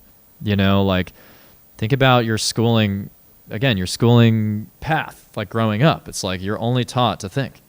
Nobody wins points for creativity, really, or for emotions, for that matter. It's like, you know, as a man growing up in the 90s, like I was not taught to be emotional at all. And now that I'm more spiritual, I'm like, oh, I'm awakening the feminine side. I'm awakening the relational thinking. I'm awakening the artist within me. And I think like through that, it's like helping me realize this promise of automation and AI is going to make your life better. It's not going to be everything. This promise of this other thing, solving and filling the God-sized hole, that's not going to be everything either. It's like everything has to be on the spectrum, a dualistic kind of framework, and it's like I'm just like living in this middle path right now. Yeah. And that's what keeps me going. So like when I see this new bright shiny thing of like, oh yeah, this new phone is going to change your life, like I already know it's not. Right. The only thing that's going to change my life is, again, rewiring my brain. And it's like, again, we all start from behind. Like we all start from behind the starting line because we are being told, again, that we have to become machines. We have to be predictable. We have to take things as they are, you know? And I think that is the mistake. That's like the cardinal sin of modernity. And, you know, I just hope... And I think when you brought up South Node Libra, it's also law. And I think the one... I have no problem being the Scorpio tonight with this one, even though I'm a Leo, but I got a lot of Scorpio. The hidden law with Pluto that's been scoring the nodes, and Pluto in Capricorn is the selective service. So and that triggered when you were like, yeah, I want to have this land and be able to have a community. It's like, I think of the Pluto-Sag generation. That's what the Revolutionary War, it was, it's like kind of a Pluto-Sag weird thing to be Pluto-Sag is like, they have no idea where they're going. They thought it was going to be this, then COVID happened, and it's like, what? This is my life? And right? And it's like, and then 15.6 million men 18 to 26 are in high school already been put in the selective service, right? And so when you see like this war stuff and all this weird coming towards the end of, if we're really talking about the end, the 29th degree of Pisces is feeling like there is zero light left, that it's the end of a tunnel, right? It's like desperation at its farthest reaches. And we are going to see Neptune station at 29 in 2024 and retrograde at 29 degrees. And I remember just Chiron when it did that. And I remember feeling like, oh, in 2019, like it was like, oh God, finally Chiron coming into Aries and to stay there. Thank God. But I can't imagine Neptune yet, right? So there's going to be, I think, this hard, like Pluto retrograding back into Capricorn again in 2024 of like, the underlying law with the South Node and Libra eclipses and all this shit has kind of already put where you're seeing TikToks of all these Pluto Sages. I'm not going to fight no war. I'm gay. I fucking can't do anything out there. But it's so funny because they already thought of that. If you look at the last physical budgets of the last 4 years, the selective service during the trigger of the COVID emergency always triggers the selective service to get money and to revamp itself and to turn itself back on. And the biggest hidden thing isn't some virus and it was the selective service re-engineering itself to be embedded in everybody's social medias. If you look it up, it's crazy. Go to sss.gov, go look at the physical year of 2022 and what they did. Snapchat, TikTok, Instagram, that's where they have embedded themselves. And if you aid and abet anybody who will not go to the war, they know. So if they're on your property, that's part of the law. So there's this like idea of like the law. And like people are like, I'm just not going to go, or I'm going to go out in the nature. That's like, with the South Node being in Libra with Jupiter, Uranus, it's kind of a sucker's thing, right? Because it's like the dispositing aspect of Venus is South Node, and that's where Jupiter and Uranus are, and Venus rolled energy. And it's the big rug that pulls from under of like Pluto and Capricorn, like, bah, you didn't think fucking that you could get away with that, did ya? Like, you signed up for it. You know, it's like people forget about, so if like anything, it's kind of like right now, you better start fucking getting, if you are in that age group, you better start finding a way to get out of that and not want the benefits that come with it. Because that's the irony, is like you won't get benefits in life if you are not part of selective service, but also that you can face up to 5 years and $250,000 in imprisonment, right? Like as a fine. But with everything that's happening right now, it was just yesterday that the Air Force is now allowing people to become into the Air Force at 42 years old. That's already the trigger when you're like, uh-oh. And I already know because I was in the service. So it's like I was in the Navy. 35 was the cutoff. For them to put it to 42, I thought of it astrologically. I'm like, oh, they want people that have that Pluto, Saturn, and Libra at 42 right now, and that's it. But they don't want anybody older than that. They don't have that an edge. They're looking for that 35 to 42 right now because those are powerful, strong ass people. And then you go weaker. I hate to say it, but if you're born in the fucking mid 90s and after, you're pretty weak. I hate to be honest with you all. You guys don't know how to handle shit. You guys are not fucking savages and won't, you guys don't. It's sad. It's part of the same gender. Don't worry, it's a karmic thing from fucking 250 years ago, and you guys are all the same. Like, oh my gosh, George, you want me to shoot a gun? Like, reload up. Sorry, but that's Pluto Sag. It's like, fucking, what do you mean? Like, a bayonet? I just wanted to go wear a wig and be gay. Well, I think about Pluto and Sag. Mic drop. I think about. I'm trying to figure out how to follow that. But no, I think about Pluto and Sag though. What's interesting is that emo music was massive at that time. Yeah, it was. And you think about Pluto and Sag, it's like, it's exaggerating. It's exaggerating things to an extreme. Like a lot of the music I listened to when I was in the early 2000s, I look back and I'm like, some of that music was really bad, actually. I mean, some of it was still good. I mean, but Yeah, I mean, I think that Pluto and Sag is also like they've got the Saturn square Pluto. That's coming up. that, with Saturn Pisces, I was thinking about that, and then I was thinking of sixth house to Taurus is Libra, where the South Node is. So it's like a huge reality just check. That's and then to Taurus Pisces is the 11th, and it's just like Jupiter Uranus transits really activating that Saturn Neptune energy in the 11th and being like, talk about a world changing and people changing and culture changing. And I mean, what changed the world the last time that we saw Pluto come into Capricorn was fucking a war that was about breaking apart from these things, and the people that fought it were these young Pluto Sages, and that's they're always looking for where to go. Like, where am I going? And it was weird because Jupiter Pluto met 2007 in Sag in one time, and then in Capricorn they met 3 times. They hadn't met 3 times ever. It was only in Leo back in the 50s when they fucking met 3 times, and that was the beginning of like air travel being like, put on your bag, sweetie, and look real nice and get on Trans Am. Yeah. And now we see a world of travel. Look at all the airlines. Look at all the pilots that are gone. Look at all the problems with fucking going anywhere without knowing what the fuck's going to happen, or it's only through government or some sort of business or transactional fucking thing to fly or to travel or to get where you need to go. So I feel like when you think of the Pluto Sag generation, it's like their ideas of living in Bali 24/7 and being an Instagram model and putting their twit out on fucking OnlyFans all fucking day is like not the world that's ahead. Yeah. Yeah. No, I mean, I think about Pluto in Sag too, with really like Pluto and Sag that, we think about 9/11, right? The Saturn opposition. It's like that Aldebaran and Taurus axis is like real religious and really, traumatic sometimes. But I'm pretty sure that Mars stationed direct like a degree off of Aldebaran this year in January. And so, that station, we had that station on Aldebaran, and I was like, is this like a precursor to a religious war? Because Aldebaran is God's military commander. Yeah. And is allowed to use whatever tactics for the good of war in any way. Yeah. And that's where the last Pluto-Neptune conjunction happened, was right there. Mm-hmm. Yeah. And what's crazy is we're still in that energy. We have not seen Pluto and Neptune come back together since the beginning of the fucking last fucking century. Mm-hmm. Yeah. Over 100 years ago. And what's crazy is that's where the natal Uranus of America sits. Yeah. Well, yeah, and Uranus going into Gemini is going to be...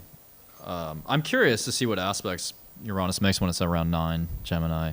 I'm sure it'll be interesting. But, and then with the Mars cycles now... And then Jupiter coming into Gemini to score Saturn. Yeah. Yeah.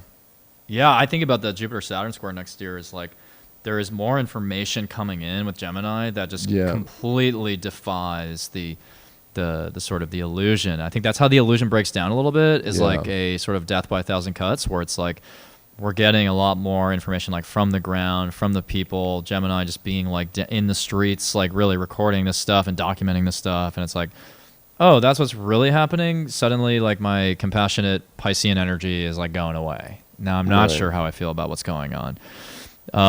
But then, even the Mars aspects right now, Mars squared the World War II Mars on October 7th. Yeah. When all of this conflict in the Middle East broke out. And it was opposing the World War II Mars on the Taurus new moon earlier this year, which had that Grand Cross. And or Uranus at 21 retro Taurus, 52 minutes was the World War II Uranus degree, and that's where we're at during October 7th and now. Yeah. Yeah, and I think that this is a good reminder that astrology is the study of cycles, as we know. Yeah. And so the 29th degree of Pisces doesn't have to be an ending. Right. It can be just before the beginning. And I think that oftentimes, like especially right now, a lot of people feel though as if it's a finality. It's like, is this the final chapter in humanity? You see like, is AI going to crush us? Is climate change going to crush us? Is, whatever else. Again, there's so many fears that like almost like flood the brain when we think about these things. How many things are going wrong in the world? Like, who is our leader right now? But I think it's an important time to think about, that 0 degree Aries point as a reactivation. It's not an activation, it's a reactivation. And so in a symbolic sense, we've been here before.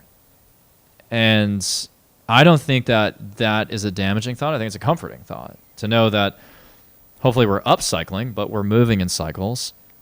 And each cycle is getting us into a higher and higher state karmically, closer to the divine, closer to nirvana, like hopefully eventually escaping the cycle. But it's like I'm curious your thoughts on this too. Like, is there a chance that we can go into a downgrade cycle where we accumulate as a collective, like just negative karma based on whatever happens right now? That's a good question. I was on a huge quest last year. After 2021, I decoded John Dee's astrology work because it was like, you go on Wikipedia and it's like, yeah, this hieroglyphic monad nobody can figure it out unless you lived during that time. And I'm like, I'm going to decode this bitch.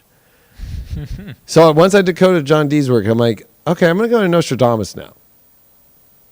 And it came to where he doesn't speak in the quatrains. Like it's all in his preface with the dates and using astrology, and like he shows retrograde dates without saying it.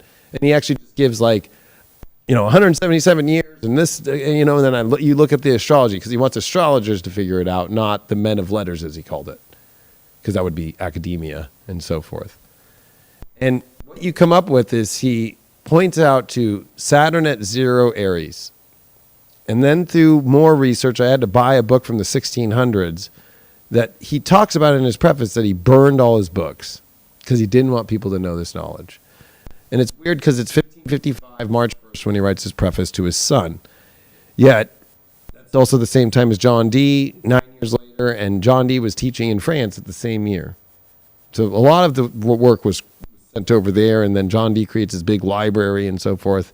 But what's interesting is one of the books of the 1600s is this name of an artist that was never a person, and that back then in some of the circles of the occult saying that was one of Nostradamus's fake names to put out part of his secrets, which that book cost me a lot of money. But I have it, and it's every Saturn and Aries cycle, but you count it in 7 years. 30-year cycles, 28, 29-year cycles, right? And you get to these crazy situations where you're like, holy fuck, and then he tabled them in the cycles. And the book ends in 2024. No joke, I'm not even kidding. It ends in 2024. And what does 2023 say? Great War. Okay? But when I think about Saturn, Neptune at 0, that one's a difficult one because if I use that analysis of how John Dee, Nostradamus, all these really old, amazing, like the best astrologers in the world, they're so beyond it's crazy. But they kept looking at X. So I think of Twitter, Planet X, and I keep thinking about they knew about the outer planets before they were out. They drew them. They drew the aspects of them with Robert Flood. So like the ancients knew about something else, but they also knew of something bigger, this X factor moment. That's the Roman numeral 10, but it's also 2 V's. It's also the cross. It goes into so much in Pythagoreanism and all of Pythagoras' math and these trans numbers in Pythagoreanism, quantitative, like quantum theory and math and how to actually do the math. And when you look down into it, it's like, this is a quantum moment. So there's quantum computing, but there's a quantum leap in humanity of a redefining of what it is in evolution. The big question to me of it being redefined, though, with Neptune is like, Chiron's not going to come to be with conjunction to Uranus until like 2040, if I'm correct. Oh, wait, is it 20? Yeah, 2040. Uranus, Uranus is, in the Gemini and then Cancer. Yeah, it's 2040. And that's when Chiron finally has a minute in its orbit where it passes Uranus, where humanity only gets these little moments in time where it sees outside the celestial fully and then comes back. And that's like the ancients to me, like, oh, I see it all. and that like we as a civilization we only get this little moment, and then so I think of it being the beginnings of our way beyond the celestial to the super celestial to what they call beyond all of it to where God comes from. Like there's a moment that's bridging us in 2026 that's going to take throughout till we get to the Leo cycle of Uranus that'll trine that point with Chiron, that will literally be where humanity will have its holy shit moment fully. And that'll be the end of Pluto in Aquarius. Yeah. Right? And it'll be this huge, like, little sliver of time that's like, there it is. So I think of it as a good thing. But I think that those that are going to be the hardest that's also these are the times in which are building the age of Aquarius. And so I think you said 29 Pisces doesn't have to be bad, and I agree. It could be so beautiful. But it's the credits too. It's kind of the credits of the movie. Like, yeah, and not just the beginning credits, like the last credits where you're seeing the fucking, and you're hearing the last fucking thing, and then the whole thing's dark, and like, oh, let me get up. And then when you get out of the movie theater, it's like back to your car. It's like Aries again. Like, okay, where are we going? Mm-hmm. And that's where I feel like there is something to say where people are going to have to ditch the Piscean programmed code. And quantum computing is crazy because it's not just ones and zeros and on and offs. It's every angle of on, off, and looking like the fact that people don't understand quantum computing yet is blowing my mind of like what it's doing. It's taking us and seeing the universe and our lives in this matrix in a completely different direction in all ways. And I think Saturn and Neptune that's going to be with us for not just a year or something like that. Like if you think about the 0 point in a Saturn cycle or a Neptune cycle, 165 years and a 29 and a half year cycle.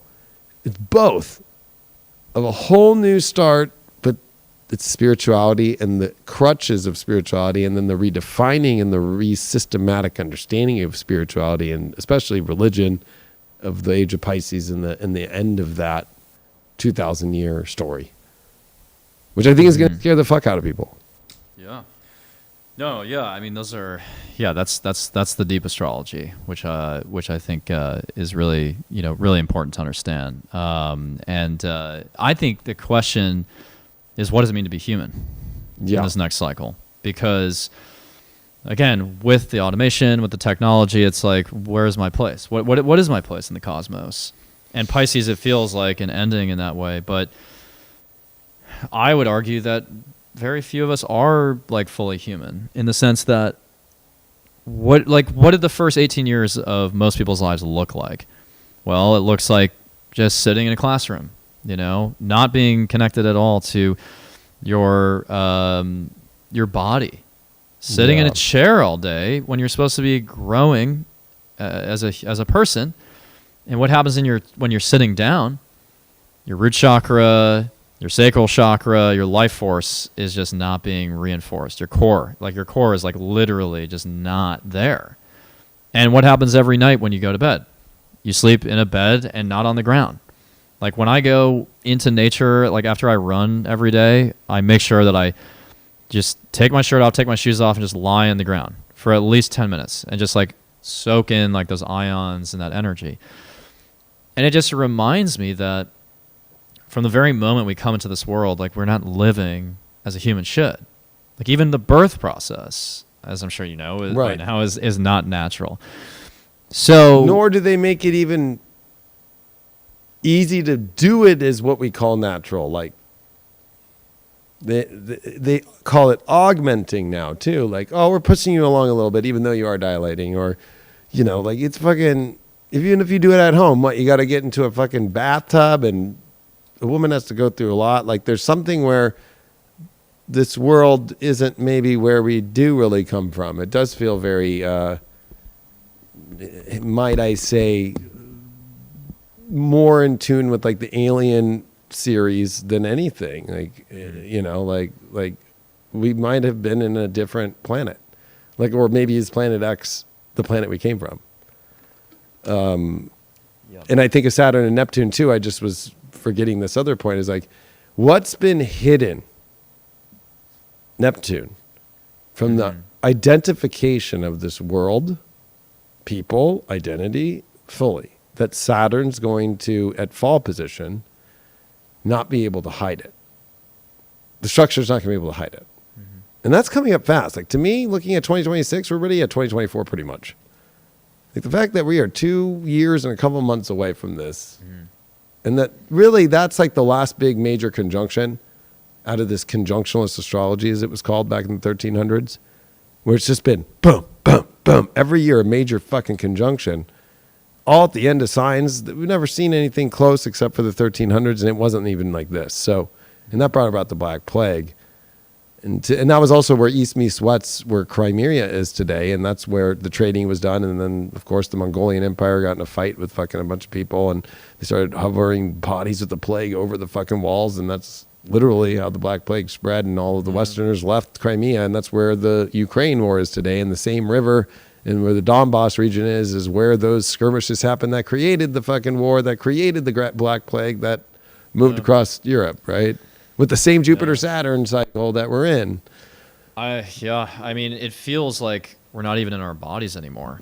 You know, it feels very synthetic. Like, that's the Pisces energy for me, is feeling like there's a numbness. There's a numbness. And I think that in a higher expression, the Aries energy, that ingress, can bring us back into our bodies. Because, like, that's the Aries experience, is like that birth into the world as an individual.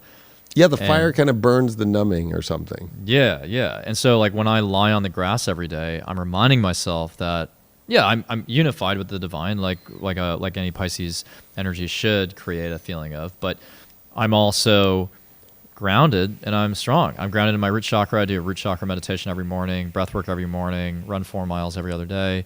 I actually live kind of a monastic life, you know, and it's all about, for me, like maintaining focus, maintaining strength, maintaining resilience in a world that is basically saying you don't really have to be resilient anymore. Again, because our sovereignty is taken away from us. It's like, we'll take care of the pandemic for you. We'll take care of the debt for you. We'll take care of the, you know, telling a parent, we'll take care of the educational process for you. You don't have to keep a family nucleus going.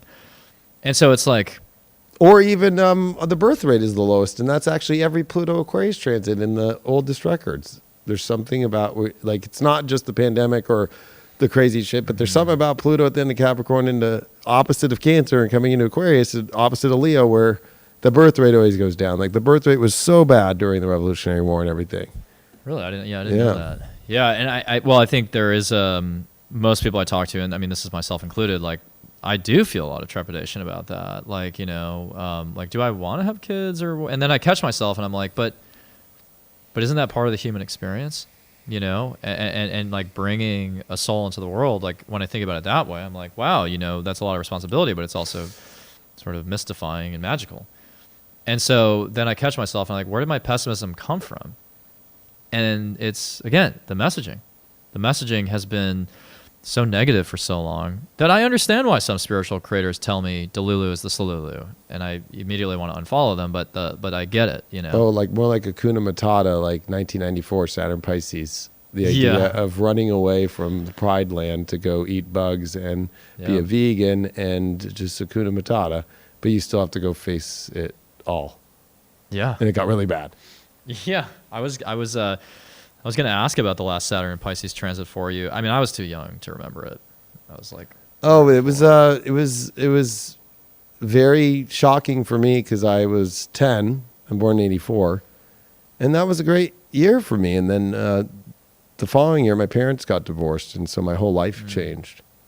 And I literally was like, whoa. And my dad moved to LA and my mom, and we had to sell our house and move. My mom, my brother, and I moved to a condo. My dad moved into a studio apartment in LA, and I had to like experience living in LA and in Orange County. And I remember that was an unpopular thing in the 90s, right? To be like 10 and 11 and then going into 7th grade, like with divorced parents, was kind of like, I remember I was going through puberty and it's like, well, the chicks are already going to be judging me because my parents are divorced. I lived in an age where you were judged as a kid by chicks as a guy. Like, if your parents were divorced, it was kind of like, oh, yeah, his parents are divorced.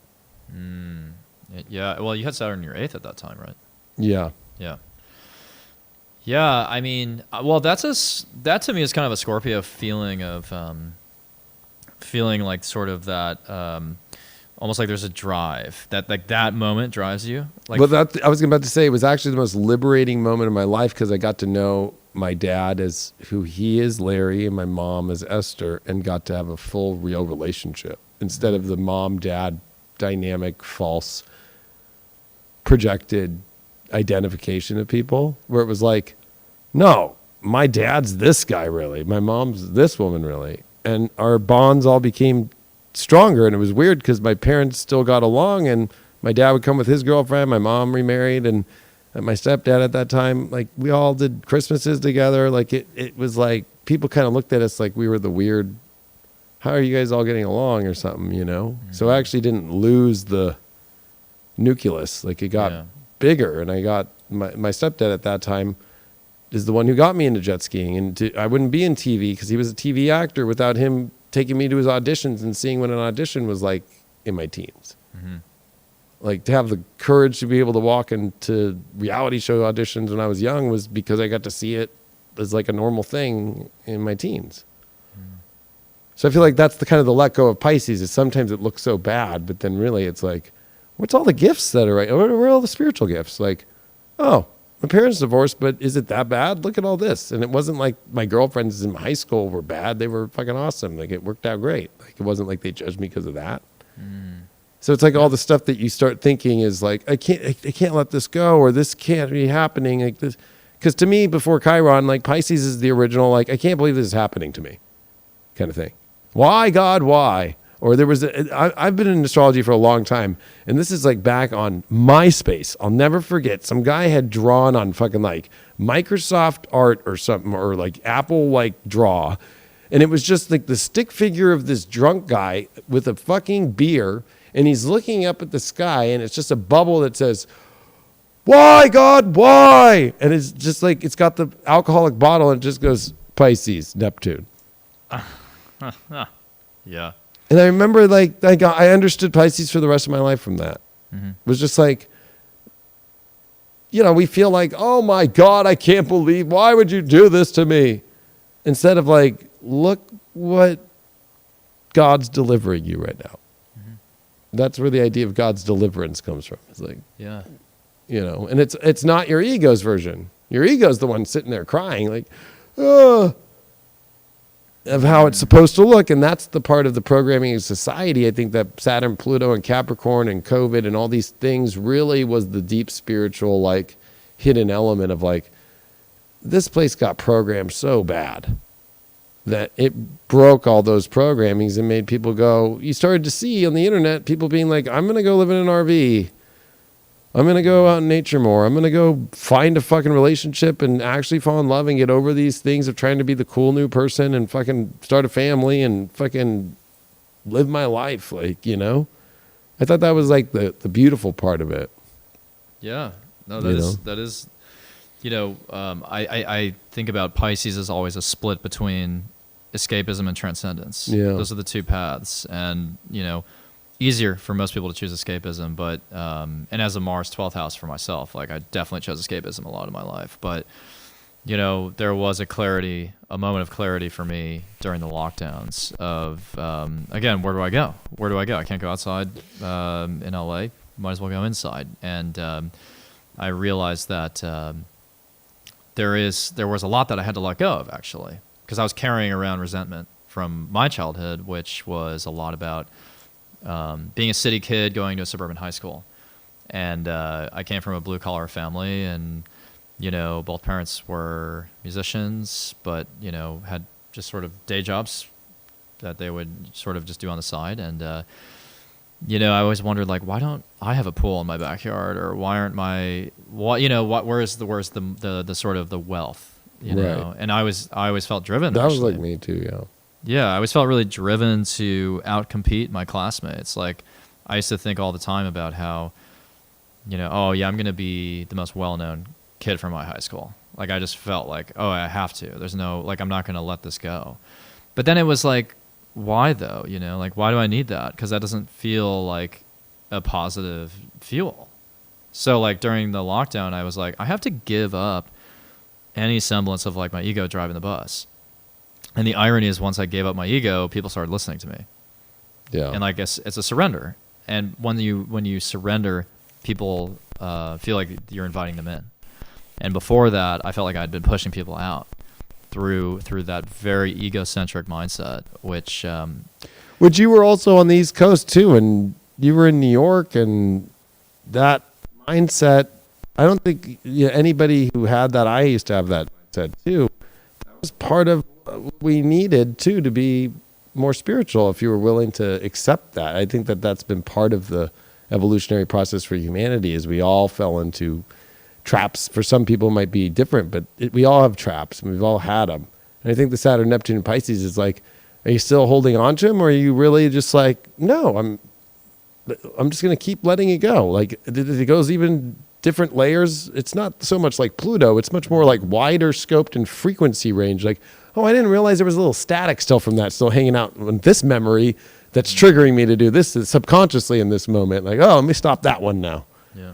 Because it's like, I think people think it's so easy to just like, yeah, I'm done with the ego. Like, you know what I mean? It's like, no, let's all be real here. Like that. Like, I was doing a show with Rich Lopp I do every week, and him and I were like reliving our fucking like drugged out world of our lives when we were in our early 20s, and fucking just the videos we have of him and I, just like, we didn't even know each other, but like, you can watch us on YouTube and see how different we are, because we were on YouTube back in the 2009, 10, like crazy, wild, like drugged out personas. But going back there in memory made me almost, both him and I realized, like, damn, it felt good to go back there, but knowing it's like like you said, you forget about the pain, the memory pain comes back, and it's like, okay, like it's okay to go back, but it's like a flash. It's like it's not, if anybody's sitting there and just going through their memories 24/7, like, you have a problem. Mm-hmm. But if you flash back once in a while, it's okay, like, and to relive it for a sec. But it's not about trying to like bring that back. And I think people are maybe trying to do that. Like, gosh, I want to try and I think that's happening in negative ways in society. Like, I want to bring back the old America. It's like, really? Mm-hmm. There's a lot of bad parts of old America. You know? Yeah, I the highest possible state of Pisces for me in my life experience is acceptance. Mm-hmm. Acceptance of whatever the next chapter is. Because going back to the 0 Aries, that is the next chapter for all of us. And I feel as though making peace with whatever that chapter is, but living in the present along the way, is the best possible thing I can do. Because I think about sort of like past, present, future as like a cone, a sort of toroid shape. And in the present, you're just inside this vortex. And everything in the past is multitudes, contains multitudes. Everything in the future contains multitudes. And it's like the present is just inside the sort of spine of that holy grail, and you're just in there, and you're present, and you don't feel attached to anything. And so I think with Pisces, there's actually an art of detachment, because if you detach from your ego, then you detach from the outcomes of your actions, and not in a sense of no responsibility, but in a sense of, I can accept that. Let's say I ask someone on a date, and they're like, I'm not interested. Then you're not attached to that outcome. But at the same time, if you make content, a lot of people watch it, you are also not attached to that. Yeah. You know? And so it's like, however you want to, whatever value judgment you want to impose on a situation in your life, good, bad, whatever, it's this Piscean understanding that I am both everything and nothing. So like, I am the creator, but I'm also a drop in the ocean. And understanding that we don't, like, it's like that Incubus quote, like, whatever tomorrow brings, I'll be there with open arms and open eyes. Right. Like, that to me is just like such a simple, powerful line to live by. I love that, because I feel like with Saturn and Neptune at 0 Aries, Saturn at fall position, the structures are going to be at fall for the longest cycle ever. So I think Neptune's doing the greatest service to humanity ever in Pisces with Saturn, of like helping us let go while at the same time accepting, like, how awesome is it that you're just a soul? instead of the soul that's part of a system that looks a certain way, or that the last Saturn Neptune of Capricorn really is like coming to its end. And that was super systematic. And so that's a huge shift on the fucking planet to go to Aries, fall position Libra, or fall position for Saturn, and up just with Neptune there, like, yep, it's just going to be this. There is not going to be much of a system. It's going to be a loose one. Neptune is going to be very flow to the moment. Like, does this need really funding anymore? Not now. Maybe again another day. Does it matter when? No. That also means time. Like, are we going to really be on people like, I cannot believe you did not make the Zoom at 3:01 p.m. It's 3 p.m. Oh my God, I'm having an aneurysm right now. My fourth booster's fucking kicking in. Like, you know, like, okay, like, relax a second. I feel like it's going to be a very, and I think that's what the irony of like an unstable world to people is more of a free world of more robust connection that people are not used to. But if you go to Africa, which is not east or west, it's in the middle, that's the one place in the world where most of the countries still just never bought the systems. And they're running fine. Yeah. And they're over there, it's been 8 countries that have been overtaking their governments there in the last 3 years.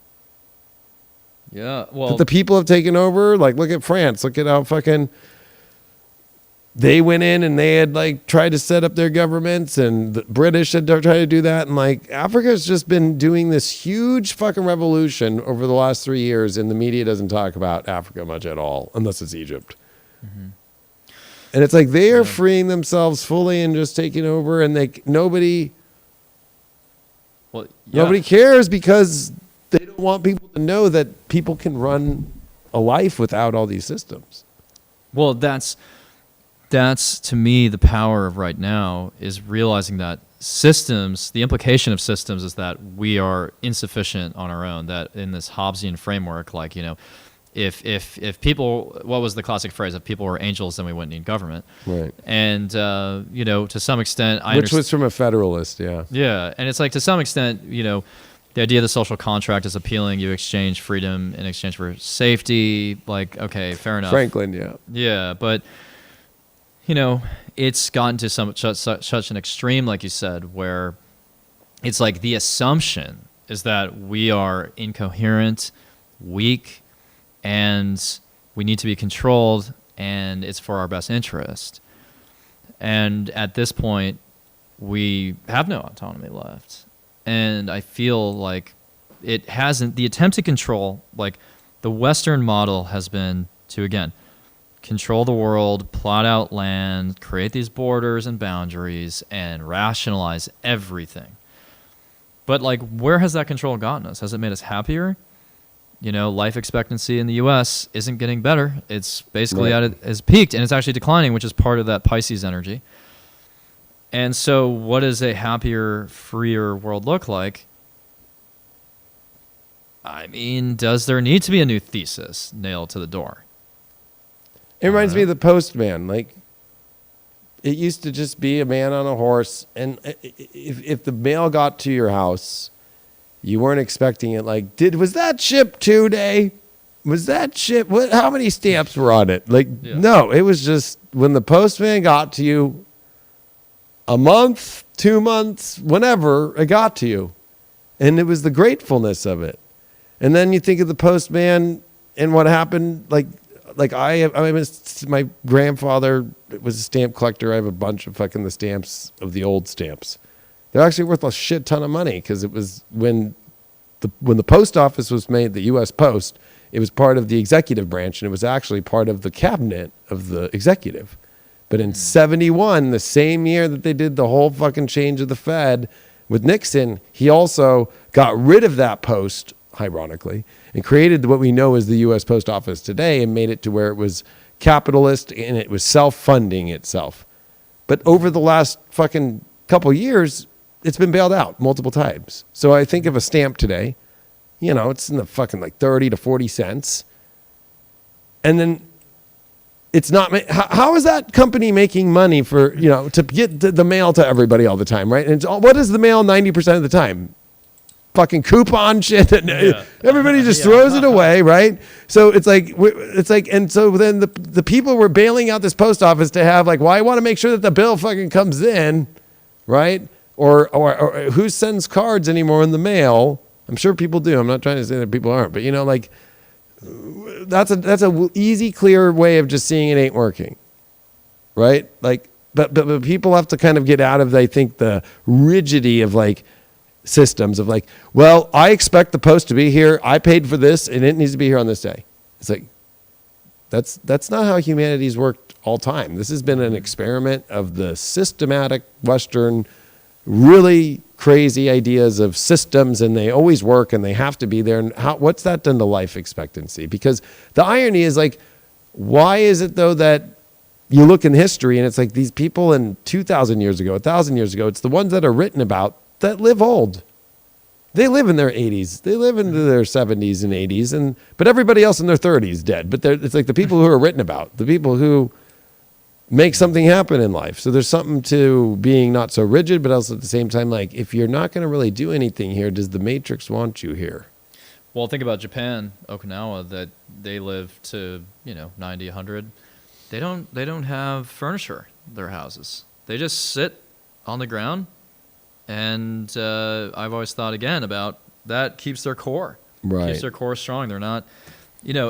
We're all like, obviously we're going to take the chair at this point because we're used to it. But I think about that. I'm like, like I'm not really in my body fully.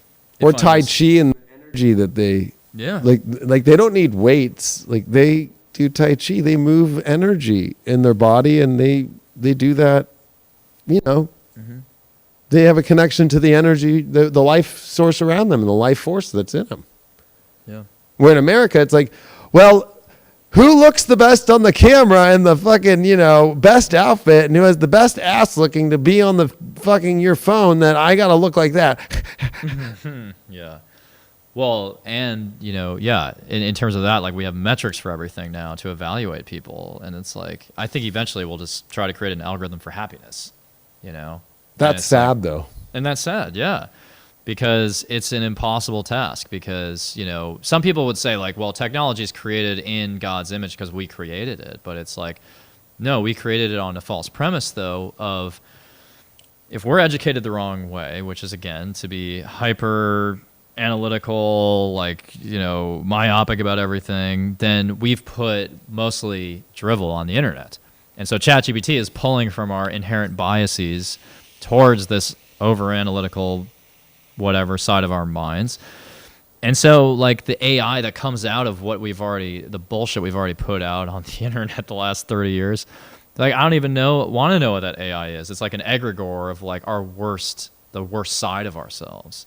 So I think that in some ways it is a downward spiral for some people, but did you know that it was already used in 2020 in China as the news hosts through the whole last 3.5 years in China? Really? That all the news hosts were AI hosts. And it was weird when COVID kicked off, they kicked every fucking country media out of the country. Right? So that's why you didn't see the media there anymore. And then they threw up AI hosts throughout China. So they weren't actual people. They were just AI news hosts. Well, it feels like And that's what's crazy is like, what is happening right now in America? What if the big reveal is like, you've been watching AI? The Capitol, to me, the idea that the president inauguration was with 10,000 armed, let's just say our own people's fucking, militia force, right? The National Guard.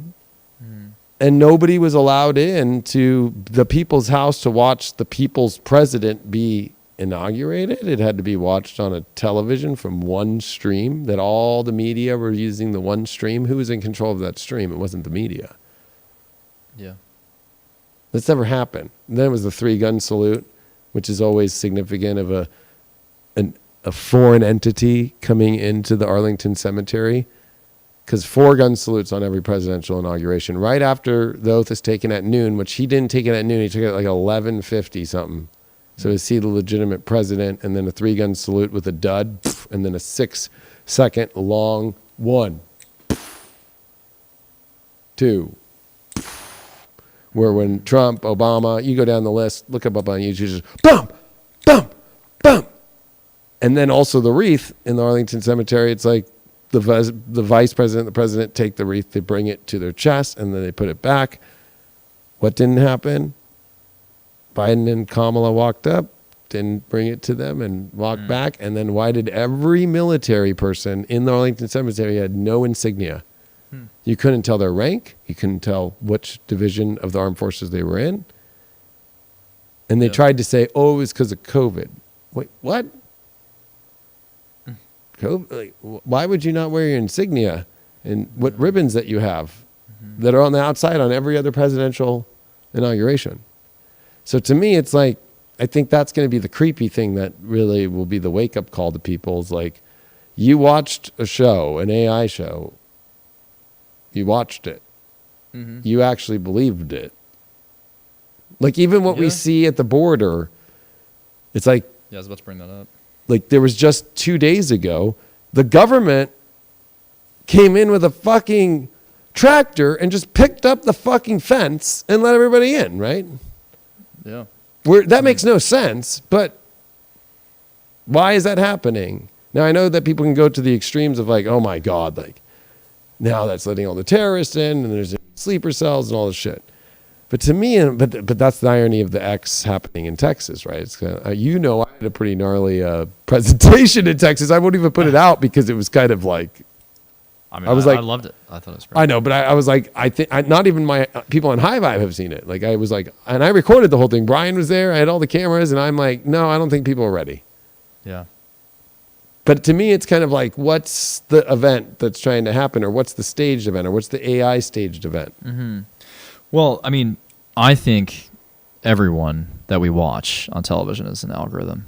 And the reason is because they've been bought and sold by the corporations that advertise on their channels. So if you want to know what someone's going to say, you follow the money. And so all you have to know is what network do they work for and who are their top 20 advertisers at any given moment. So like, even though in retrospect, it's kind of wild to think about Stephen Colbert dancing around with a bunch of like other like vaccine mascots, it's actually entirely predictable. But then, and it's like, that's a guy I used to respect, and he actually went to the same college as me. You know, it's like someone I used to laugh at who was so sardonic and interesting and would just undercut Sean Hannity and Bill O'Reilly through his show on Comedy Central. It's like suddenly I'm like, does this guy have like a Pfizer bidet at his home? Like, right. is he like that in bed with like whatever the mainstream message is at this time? Like, it's just like, it's almost laughable, right, to watch that stuff on television. I'm like, I can't believe that this incredible... Or when he had Jon Stewart on, who, if it wasn't for Jon Stewart, we wouldn't know about Stephen Colbert. And Jon Stewart was questioning the COVID thing, and fucking Stephen Colbert was trying to shut him down. I was like, wait, what? And Jon Stewart was the one asking the like, hey, bro, don't you think it's a little coincidence that over there at the Wuhan lab and da-da-da? And then fucking Jon Stewart just got out of his Apple contract for his show because he wanted to talk about some subjects that Apple's like, no, you're not allowed to talk about them, especially about China. Just nope. So he fucking said, fuck you, I don't give a fuck, and just left Apple. But again, that's another story 2 weeks ago that most people are kind of like, oh, what? I don't know about that. Yeah. He just literally was like, I'm not going to fucking be pigeonholed and only speak about what you want me to talk about. Yeah. And this is why, going back to the late night hosts, like a Jimmy Kimmel or something, like... Oh, he was the worst. I mean, that guy has zero soul at this point. Oh, yeah. And a lot of these during the strikes, you know, they were trying to create their own podcasts, and they're like, oh, yeah, we're just trying to collaborate and whatever. But it's like they're trying to create podcasts because they realize that, like, the drivel they put out on the cable or the network television is not... again, it doesn't connect with like our experiences on the ground. So again, back in the 90s, it was really easy to worship and idealize and idolize people on television because you thought the whole process was like a magical mystery theater. But now the mystery's gone. It's like, we know what happens backstage. People go live on Instagram. They're like, oh, hey, I'm backstage and I'm just a normal human. And Other people in alternative media are saying this is what's actually happening out there. So it's like the emperor has no clothes, Yep. right? And sometimes that's great. Like one of my favorite bands, Blink-182, Yeah. like this had a new album, and like the Mark Hoppus was like backstage on his Instagram Live, like showing his backstage experience, and it's like it humanizes him, but it Right. also like it's almost like, oh, he's actually like me, I can relate to him. Right. But so for him, that's actually that's a great thing for his brand or whatever you want to call it. But for the people who are trying to be on their little perch and their little ivory tower, saying like, well, I have a PhD in this, and like therefore you need to respect me. It's like, oh no, but I actually know that this is all the art of spin for you. Based on every other podcast I watch or listen to, I know what's really going on. So now it's like even those late night legacy hosts are realizing that, and they're like, oh, the winds are starting to go this way, and like people like Joe Rogan have a way bigger audience than us, and it's like even me, it's like I think about 30 million people watch my TikToks every 60 days. So it's like even I have a massive audience that could compete with them, but it's just like their story is just getting lost in this sea of better stories, and Right. and it's like Very Piscean. very Piscean, yeah. But it's also like we forget about them. Like in 10 years, like I'm not going to remember Jimmy Kimmel at all, because it's like there's been so much information every day coming in through the internet that I'm just like, I'm not even probably going to remember those people, because it was just like, oh, this was like a little bubble that I just popped one day. Well, and I like that you brought up the relatability. Like Blink-182, I thought it was cool. They're like, this is our album cover, and that's all it says. Yeah. But it's like, I think of like Johnny Carson. Like there was a weird part of his life where he never left his house. And he was a 29 Libra, 0 Scorpio, like right there. And so he bought the biggest house in Malibu. It's like still one of the most expensive houses. And he built his own jungle inside the house. And he wouldn't go to parties much. And if he did, he wouldn't talk much. And then he'd go home and he would just smoke cigarettes in his house. And he lived his whole life doing that show and smoking cigarettes in his house. Wow. And so maybe he might not have been relatable, but he also wasn't trying to suck everybody's dick at fucking parties in Hollywood and shit, Whereas like Jay Leno carried his audience over because he's relatable, a car guy, and he brings normal people on. He brings everybody up together, and he makes it like he's a normal guy. He likes to work on cars. He loves cars. I don't know what Jimmy Kimmel likes. I don't know what fucking Stephen Colbert likes. There's no related. They like, I guess, Pfizer. Exactly. Like, there's no relatability, or even Jimmy Fallon, which I think is so fake. And I used to think he was hilarious when he first started his show. But then just to watch him and his fake laughs all the time, I was just like, man, or how he's always trying so hard, I'm like, dude, you don't have to try so hard. And I think that's what people are kind of facing in life is like, do you have to try so hard? Like, it's like, I loved when you brought up earlier, like, you just let go of like how many views you get, like, or like we're doing this live, right? Like any creator out there goes to that moment of like, oh, should I not put this up? Like, should I ever do a retake? It's like YouTube is like, there's no such thing as a retake. Like you just put it out. Like, you just put it out. Like, like you just let the energy flow and just fucking go.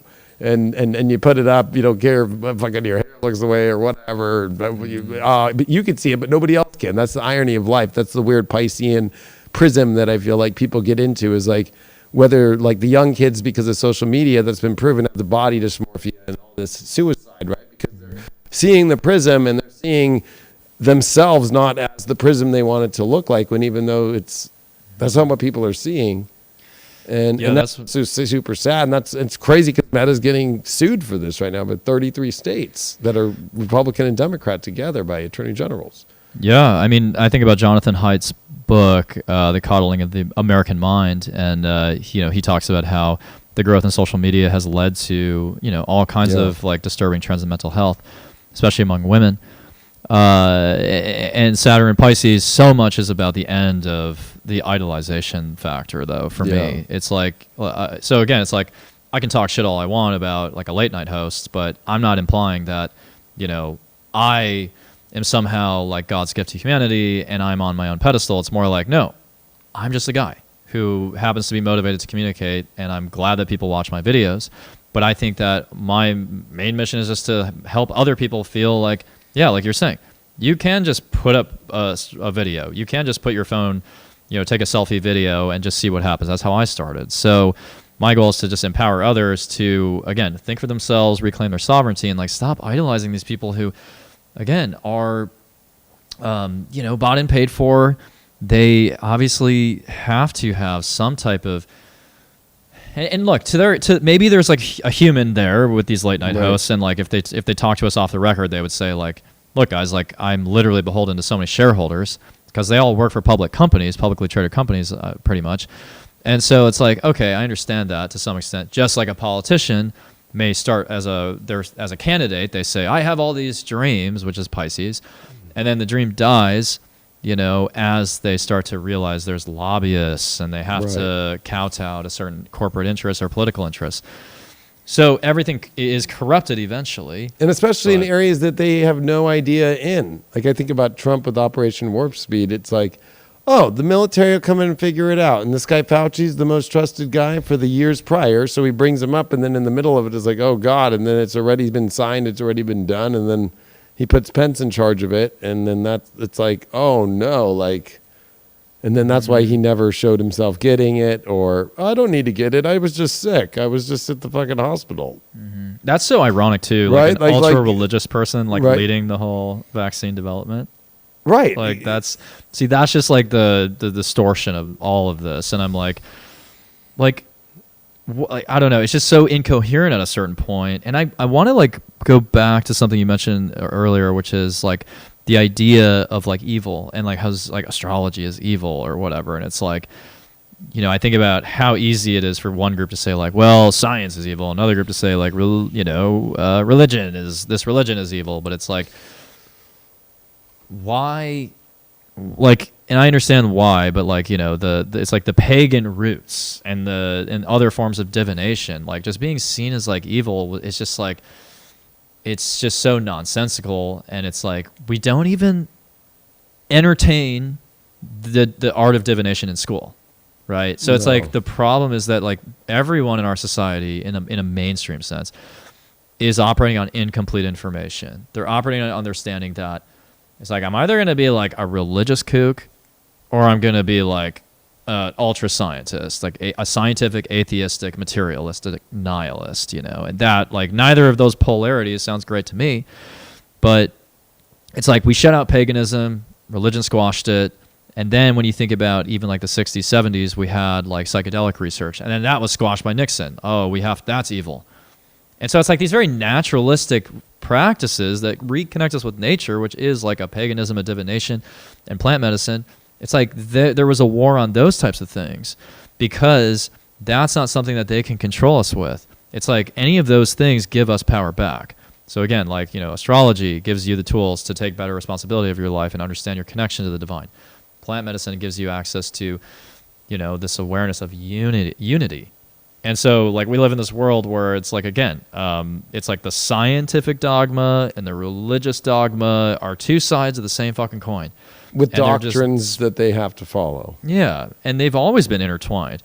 And if you think about the Renaissance and the Enlightenment era, that was science forcefully reacting to religion. Right. That had become overbearing, but and I think Joe Dispenza may have talked about this in one of his lectures, but there's this idea that now we've gone too far in the deep end of science, like I said, which is its own dogma.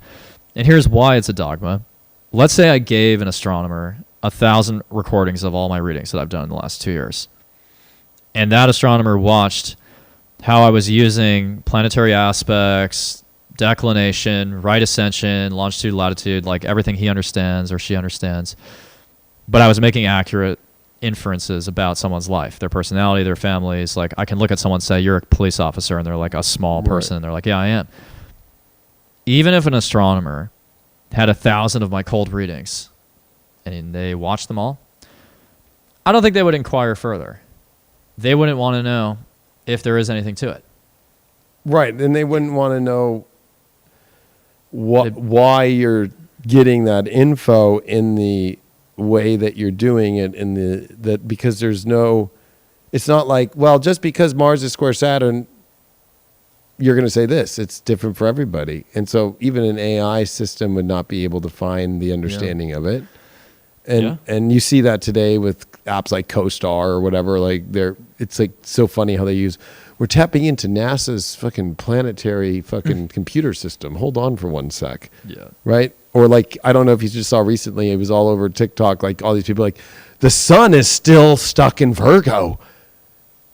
And I'm like, because my Skywatch app is saying that. And I'm like, are these people so dumb that they actually think that the app's tracking the planets when it's all just predeterminative math? And there obviously was a glitch. And all they had to do was go watch Venus rise in the morning, wait a couple hours to see Venus. Oh, there's Regulus, that it's in front of it. So obviously, okay, Venus is in front of Regulus now. It's obviously in tropical Virgo. It's in Leo if you actually go sidereal, and then watch the ascendant, and then watch the sunrise and go, oh, the sun's in front of that. So count okay, and then you just count with your hands and just watch the sunrise in the morning and know that the app is wrong. Yeah.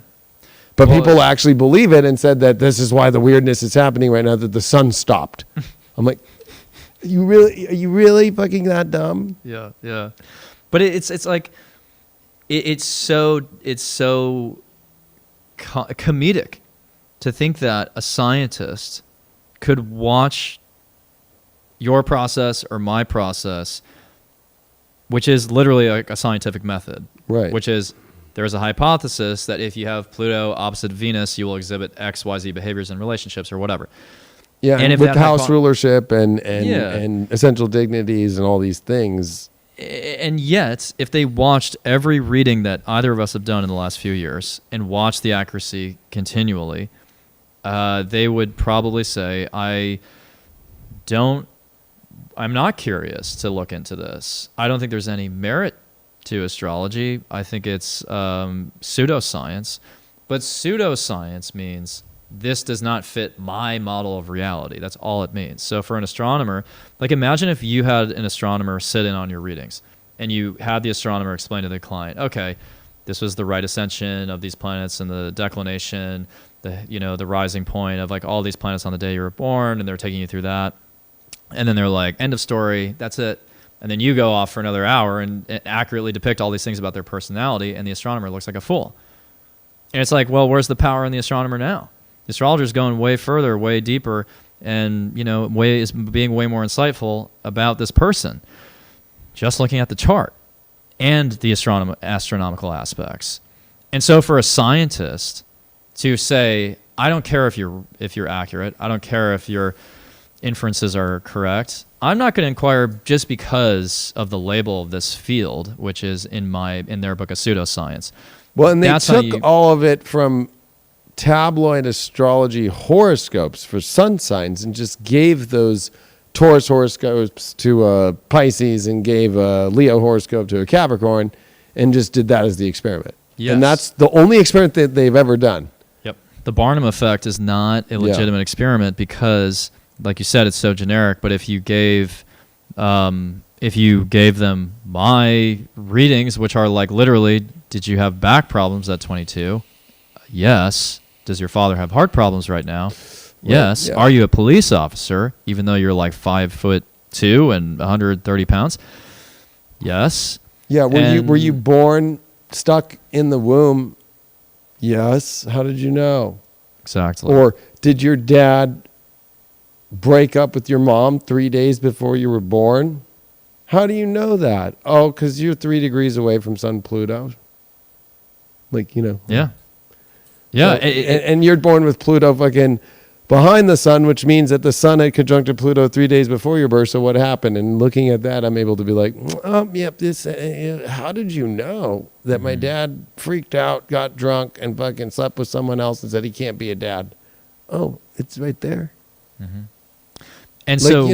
And so scientists will look at that and say, I don't want to inquire out of fear because it doesn't fit their model of reality, which tells me that science is dogma, just like religion. That's like, to me, like that experiment just would prove it. And I'm sure there are astronomers out there who would be like, no, like I'm curious. But I think the vast majority would say, look, I'm going to shut this down, out of discomfort, because it's like no scientist wants to believe that they don't have some type of like answer to like a whole framework of reality, a whole dimension, because Because how could my college, my elite university, or my elite high school have not taught me something? And it's like, okay, think about the fact that astrology is not discussed in high school, even as a historical artifact, even though it underlies the numerical system, the alphabet, the days of the week. I mean, so many systems are, in the Bible, of course, and so many myths are underpinned by astrology. And yet, and actually, not the numerical system, I misspoke there, but like the point is, like, a lot of systems are underlined by astrology. And yet we keep it hidden from people. And so it's like, that's where I start to think there is an agenda, right? To keep the light away from the collective. Again, why is plant medicine, why was nature criminalized back in the 70s and 60s? Because yet again, the light, we didn't want to give the populace the light, because then there's no way to control people. And so we live in this world right now where it's like, yeah, you can have your entertainment. We'll give you 150 channels. We'll give you 150, Netflix movies every month. But you can't have plant medicine. You can't have what you could just grow in the ground. Right. So everything is like, it's like it has to be synthetic, it has to be predictable, it has to be in an assembly line, and it has to, again, strip us of our power.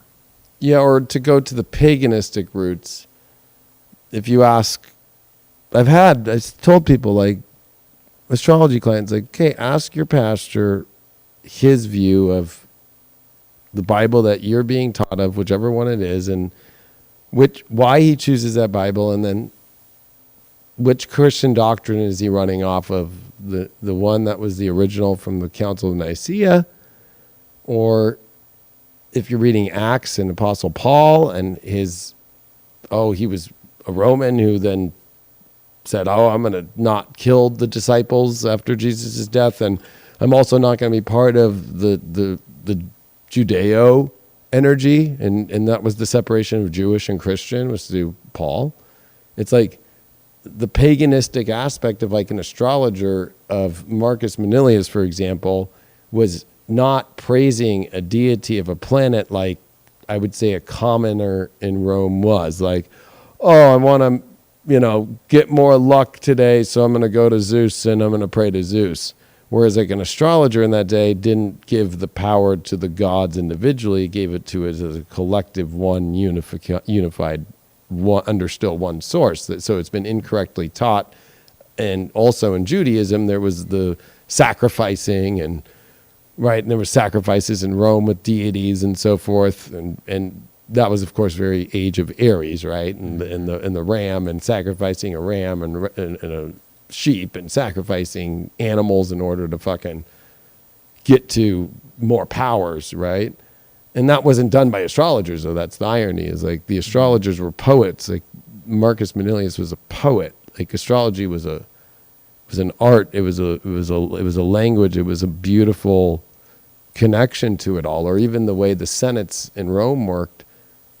That's where the idea of, like, we get like, the three wise men. It's like, you have to remember, like, what America doesn't have in the Republic is, okay, yeah, we've got a Republic, we've got the Senate, right? We've got the basic frameworks and more of the Roman time, but they had magi that would come over, that would be more like the Supreme Court and be like, everybody's freaking out and has a virus. And that's when the magi would come in and go, hold on, look at the astrology and be like, don't know how to tell y'all, but there's a bunch of people out there who are just, like, cheating on their wives in bathhouses right now. And what did all the senators do? Well, we want to keep doing that. Thanks for telling us. Mm-hmm.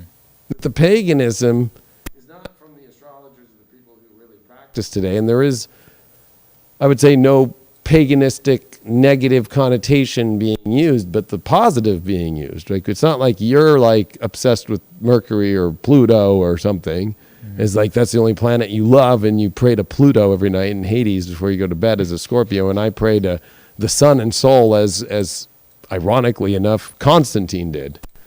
Yeah.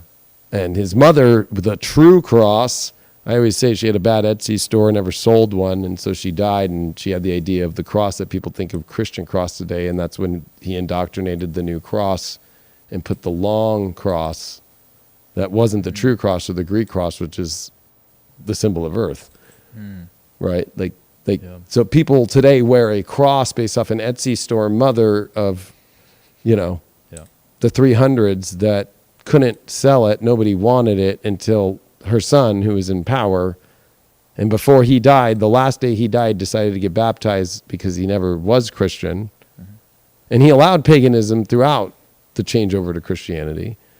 But he decided to get baptized to keep it going because it was like all of his new fucking priests were all like, dude, if you don't do this, how are we going to keep this new thing going that we created for months and months and years that we all got in council? We pushed Arian out. We all converted ourselves to this fucking thing. Okay, I'll just baptize me now before I die. Well, yeah, and what is religion after that transition ever since? It's been very much driven by fear, right? The fear of eternal damnation, the fear of... my dad grew up on a farm in western Minnesota, and, like, he witnessed, like, the real hardcore, like, Christian, preacher of the 70s, and, like, he was... or 60s, I guess. And he was terrified. He was terrified of, like, going to hell. He was terrified of burning for eternity. And I remember in the James Joyce novel, Portrait of an Artist's Young Man, there's a similar passage where the priest goes into, like, grave detail about what hell is like, and it just strikes fear into the heart of the individual, and it's like it just feels like it doesn't have to be that way, and yet astrology is so inaccessible because it is the most misunderstood language in human history, even though we already all understand astrology, because astrology is just the study of natural cycles and symbolic time. So it's like, I always talk about it with my students when I teach classes, like, imagine you're a tree for 2,000 years, like the General Sherman tree and the sequoias. If you were a tree for 2,000 years, you would witness the same cycles over the course of those hundreds of years, and you'd notice the position of Pluto changing, you'd notice the sun rising at certain times each day, and, for the ancients, prehistoric humans, you're tapped into nature, not quite to the same depth as a tree, but there's a symbiosis with nature that is just gone now. And it's like everybody feels happier when they're back in into this mindset of cyclical time, eternal recurrence. And I just think that we have to get back to that. And this is where part of my long-term goal, and I'm actually kind of curious, I think a great way to kind of tie this up would be to talk about, like, our dreams, because Pisces is so much about our dreams. One of my dreams is to start a school for people with superpowers, just like X-Men, but with spiritual people. So if it's like a parent has a child who's spiritually gifted, it's like, yeah, we'll still talk about math. We'll still talk about the Pythagorean theorem, but it's all going to harmonize with sacred geometry and crystals and Reiki and whatever other practices that person is on a track towards. So, like a true mystery school. Yeah. Like John Dee had one, and Elizabeth allowed him to have it, and he had the biggest library in all the country, which eventually turned into the library today of the English library and all this stuff. But it was crazy because that's what he did. And he had all the books of knowledge, and he had his own private library that he convinced Mary Tudor, when he was under her fucking reign, hey, he got put in jail for practicing astrology and then got out, and he was like, hey, let me bring all these books. And because what was happening during the Reformation was people were started, like, getting rid of all these good things and good books, and the monasteries were being raided that were Catholic, but all the knowledge was being just, like, either burned or taken away, or, like, lords were taking it. And he's like, let's go recoup all that and bring it all back so we can actually have one place to, like, put it and start teaching the good parts of all this stuff. She agreed, and then Elizabeth totally agreed, and that's what he did. And that's what's crazy is we live in a world now where it's like, oh, everybody fell for this whole, like, Harry Potter, Hogwarts kind of, like, idea of magic or mystery school, which is so the opposite of what it is. It's kind of like the cheap, like generic Fontaine's 1850s circus magic, like palmistry book thing.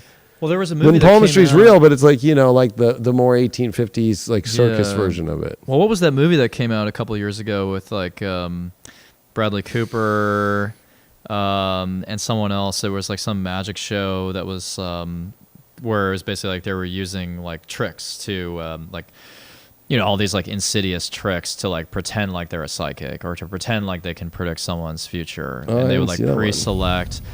Because I remember when I started out as an astrologer like 2.5 years ago, when I talked about it with some of my coworkers, one of my coworkers was like, "Oh, you should watch this movie. I think it's called Nightmare Alley." Yeah. And he was like, "You should watch this movie." And I watched it and I was like, I think he's like cynically trying to undercut something I'm doing here.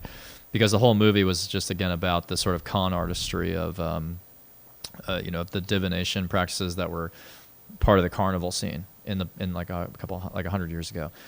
And I was like, okay, so Hollywood not only wants us to believe that magic has to be wizardry, like in a Harry Potter sense. Yeah, not But in like a Merlin sense. Not in a Merlin sense, like a sort of stereotyped version. But then another part of Hollywood wants us to believe that anytime someone says that they can like read your mind or that they can predict the future, that it's all under false pretenses and that it's always a scam or that it's always meant to capitalize on the impressionability of others. That's also not true. And it's like my whole life, I had to discover astrology for myself, right? My whole life, I always thought it was just sun signs like everybody else. Thought it was just 12 personalities. And I was like, life is so much more complex than that. But then when I dug into it, I was like Krusty the Clown finding alcohol. I was like, where have you been all my life? You know? And it just like lit up a part of my brain that was not completely dead, but just dormant. Yeah. Because we all have, again, we all understand astrology. It's baked into the human story, into human history and civilizations. Like, why do you think monuments across the world are aligned with like the rising of Sirius or the solstice? Like, that's the sacred knowledge and the sacred wisdom that we already have. And so again, the great mystery for me is like, why has that been shut out by the powers that be? It's something I still don't have the answer to. But I think that's where the Saturn, Neptune, Aries is, and the Pluto, Aquarius is about revealing the cracks in the washing away of that because of probably a time thing. Because if I really look at Saturn, Pluto, Cap, it's like they want us to believe the time and the history of what it is. But as an astrologer, we have to cross those Gregorian into Julian calendar times and get out of Julian and go to BC, and it doesn't matter for us. So it's like that movie In Time where it's like you got to pay with your time and you have to cross all the bridges. People can't cross those bridges because they get stuck in, well, let me calculate the 6 days fucking right, and then I don't know, but then now this gets religious. Every calendar gets to religious calendar. Oh, the Hindu calendar or that calendar. Which way do I go? So it's really like they've funneled the world into one calendar system, and I think that's the kind of secret that's behind. Like, what are they trying to like? But they'll put on like a psychic on a medium on a reality show, no problem, because that's just connecting with. Somebody's dead, and makes it a little mysterious. But when it comes to like, predicting, or even though they sometimes will predict, it'd be like, yeah, like what happened? Are you having a heart issue or something? It's always so like sad or dramatic. It's never anything like really evolutionary in their life. Like, it's like, oh, you need to pay attention, Yeah. Well, yeah, and it's like it's like the new year, January 1 is like, that's not the new year. It's the most stupidest day ever probably in history. And it's like, I just don't know how many more times I can see comments from people about like, are you an October or a November Scorpio? I'm like, that shit is not the bifurcation. It's not the way it's arranged. So yeah, I mean, I think there's, there probably is an agenda behind it. And, I do think that astrology is going to continue to be lambasted and scrutinized by, again, the system, because they don't want this knowledge to come back. But that's the Aquarius energy. Pluto in Aquarius, like the water bear. My North Node's at 0 Aquarius. So, like, you better believe next year when Pluto's on my North Node, like, I'm going to just, like, ram that knowledge into the collective. Like, I have no other choice. It's like, I just feel like there's so much, like, everyone's like a dry sponge right now, in the sense of, like, Is yours in the 7th or the 8th? 8th. Yeah, nice. Yeah. So some weird awakenings, I guess, maybe will happen. But it's like people are so saturated with bullshit and the drivel that comes out of, like, whatever entertainment they watch, but so thirsting for, like, something to believe in. And I think that the beauty is that nothing that you and I are talking about is inaccessible to other people. It's like truly open source. Astrology is open source. And, like, so many, like, skeptics think that astrology is a religion, where it's like you said, like, oh, you have to pray to Jupiter every night and that's how you manifest. Right. It's like, no, like, I'm an ice cream salesman who predicts murder rates, basically. So based on the planetary alignments, I know there's a correlation and a reflection of, like, what happens on Earth based on a fractal universe.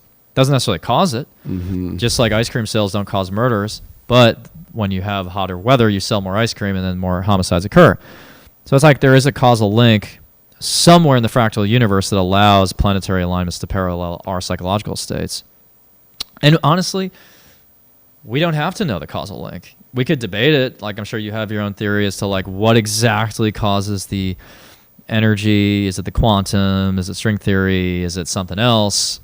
I don't really care. Like, to be honest, I think it's just like we already have enough evidence that there is a parallel and we use it every day. And it's like, I would never have quit my full-time job, which was, like, very lucrative, for a field that I felt was like a coin toss every day. If I felt like, oh, a reading is like the same thing as guesswork, I would never, ever, ever in a million years, as a Saturn Capricorn, anybody could live that way every day.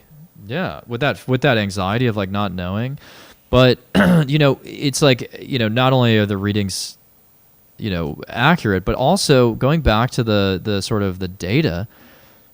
For the first 2 years that I did readings, so I just finished, basically, I hit my 2-year mark of doing readings, and I've only seen Mars in Sag or Aquarius, like, a handful of times. So I've had a Mars Sag client maybe 5 to 6 times at this point, and about the same number for Mars and Aquarius. And together, that's 2 out of 12. That's 1/6 of the population, in theory, would have Mars in those signs. And so out of 1,000 readings, that's way beyond, like, so many standard deviations away from from average. So even or having a Mars retrograde, Venus retrograde opposition with the Sun opposed Mars while Venus is retrograde. Yeah, like, that is the biggest.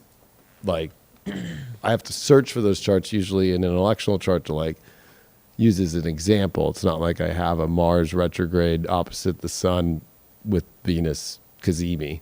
Yeah. No, yeah. I mean, and it's like, my proposition is that if astrology was random, if astrology was a pseudoscience, I would get a completely random distribution of Mars placements. So 1/12 my customers would have Mars in Aquarius, Sag, Pisces, Virgo, blah, blah, blah, all the signs. But, like, if you, like, how can a scientist, and if there's a scientist watching this, like, please give me an explanation. How could you possibly explain that I would only draw 0.01% of those Mars placements, or 1%, or whatever the math is, but, like, a very low percentage of Mars placements in 2 of the 12 signs? And on top of that, I often get clients with a Pluto, like a Hades moon. Mm-hmm. Pluto, moon, opposition, conjunction, square. So it's like, not only am I not getting certain energies, but I'm attracting certain energies. And those energies happen to align with mine because I have a moon-Pluto conjunction. Right. And it's not like everyone who books with me is, like, basing it off of my chart or looking for my chart, because I don't have a post of my chart. You could find it probably if you, like, scrounge through my TikTok account, but, like, nobody comes to me and says, like, I saw your chart and I had the same chart. Right. And so it's like statistics, again, like the statistical odds of that in a randomized chart simulation Yeah. are impossible. So again, if you're a scientist watching this, please, by all means, comment on how this could be possible. But I think astrology has been proven. I really have no concerns about it. I really just think it's about breaking apart the stagnant narrative in the Western paradigm, which is about to end. I think that's the end of the chapter is like, and I'm not saying it's like about East versus West for me. Like, I'm not saying like I'm just like an Eastern type of philosopher, but in a way I am. It's in the sense that all this rationalizing of, again, science, and it all has to be seen by us and observed through our tools, like that's just coming crashing down, because it's like we created the tools that we're using to measure things. So it's like the whole scientific model, which is the idea that space-time precedes consciousness, is incorrect, I think. It's like, no, divine consciousness is first. Sound creates vibration. Vibration creates whatever the universe we know now, and then space-time. So it's just like everything's backwards right now in our world. Like everything is backwards, and I think that astrology is such a beautiful, simple path back to where we belong, which is hopefully the zero Aries point. Yeah, I was going to say, like me, it's like 2 out of 3 charts I get out of the 10,000 plus are interceptions of Taurus, Scorpio charts. Wow. And I'm like, well, I track those. And then out of those 2/3, in the 1/3, I would say, so the 33%, another 10% are interceptions in Gemini and Sag, or Leo and Aquarius. Like, but I always get the intercepted houses people. Yeah. And I don't have intercepted houses. Interesting. And I have a lot of Taurus, Scorpio, so it kind of is like, oh, that's why I'm here. Yeah. Or like with you with Moon Pluto shit for people, right? It's like, oh, I'm a Scorpio and I know how to deal with this shit. Like, and like, and you're Cancer ascendant, so Moon stuff, and you're Scorpio with Pluto, Scorpio. Like, of course, you know how to help assist people, and that. So there's the other side of it, is like looking and seeing. Like, of course, every astrologer is going to attract different souls based off what you're here to do, based off your own chart too. That's the interesting part. I think where we're helping us close this is like, what my biggest fascination has been is like, in the last 2 years, the amount of astrologers who've given up and gone to religion, right? And then like done this whole like, I'm going to make my living now off ex-astrologer and go on every Christian YouTube and talk shit on it. We're not here as astrologers going, how dare they are going to hell, right? So like, let's say if somebody left the Christian church, the church, all the people they're surrounded with in the community are going to be like, they're going to hell, or they're bad people. And they're just in a dark time in their life, and they don't have Christ in their heart. And if they were to come back, like if you look at the Mormon tradition or any of these traditions, they have these guidelines and rules. Like, well, if you're going to come back, like you have to go through all these like protocols, and like you got to prove yourself again. Whereas like if they wanted to come back to astrology, there's no organization that says yes or no to that. There's no body of people who are going to reject that. There's no negative connotation for even trying to get us to be the next astrologers that are going to go into concentration camps like Nazi Germany. Like, hey, that's whatever you felt and wherever you wanted to go. Astrologers aren't trying to convince anybody in their charts or their lives or their horoscopes what to do. It's up to you. We're allowed to put our opinions out and put our horoscopes out and put our hypothesis out, but also what we feel is divine truth. And that's either accepted or it's not. It's not a forced upon truth. You can't force the truth onto people. And people either see it and they listen to it or they don't. And that's not an astrologer's job to follow you around and fucking knock on your fucking head, and force that into you. And I think that's where, like you're saying, like, it's like, we have to get back to a source of the basics, which is so crazy because it's like the most simplest you watch the sunrise. It's so beautiful to see Venus right now as a morning star, you know, and why the morning star has always been a little bit more associated with a positive than the evening star, which it's kind of sad to watch her set and know that the sun's gonna set with it after it's already set, right? And then it's like, and then Venus, like it's like you get a double sunset, like a double light, and then it's dark. Whereas like, oh wait, I'm getting the sun a little bit before. Yeah. And then of course that's associated with Lucifer, the Venus and that stuff, and that's where people are getting so labeled. Everything's becoming labeled very interestingly, yet we live in a world where people will take a shot with no labels on it, a blank piece of white paper this big. Yeah. And yet trying to label what's going to happen to you if you don't get it. Yeah. Or even if you do get it, because there's some people who got it and everything's fine. Then there's some that didn't and they didn't. So it's just one of those things where the labels, I think, and that's another Aries thing that I think is going to play out really weird before Saturn Neptune, is the North Node Chiron and the eclipse. Like that mixed with the Saturn Neptune is definitely looking like, I would say, be prepared for it to get weirder, but like you've made it this far. Yeah, I mean, you know what I mean? Yeah. Like it's not like you're never going to be able to you're always going to be able to take on whatever's going to come up. The universe ain't going to throw something you can't take on, or this collective can't take on. And I think that's where the fear is that we're not going to be taking it on.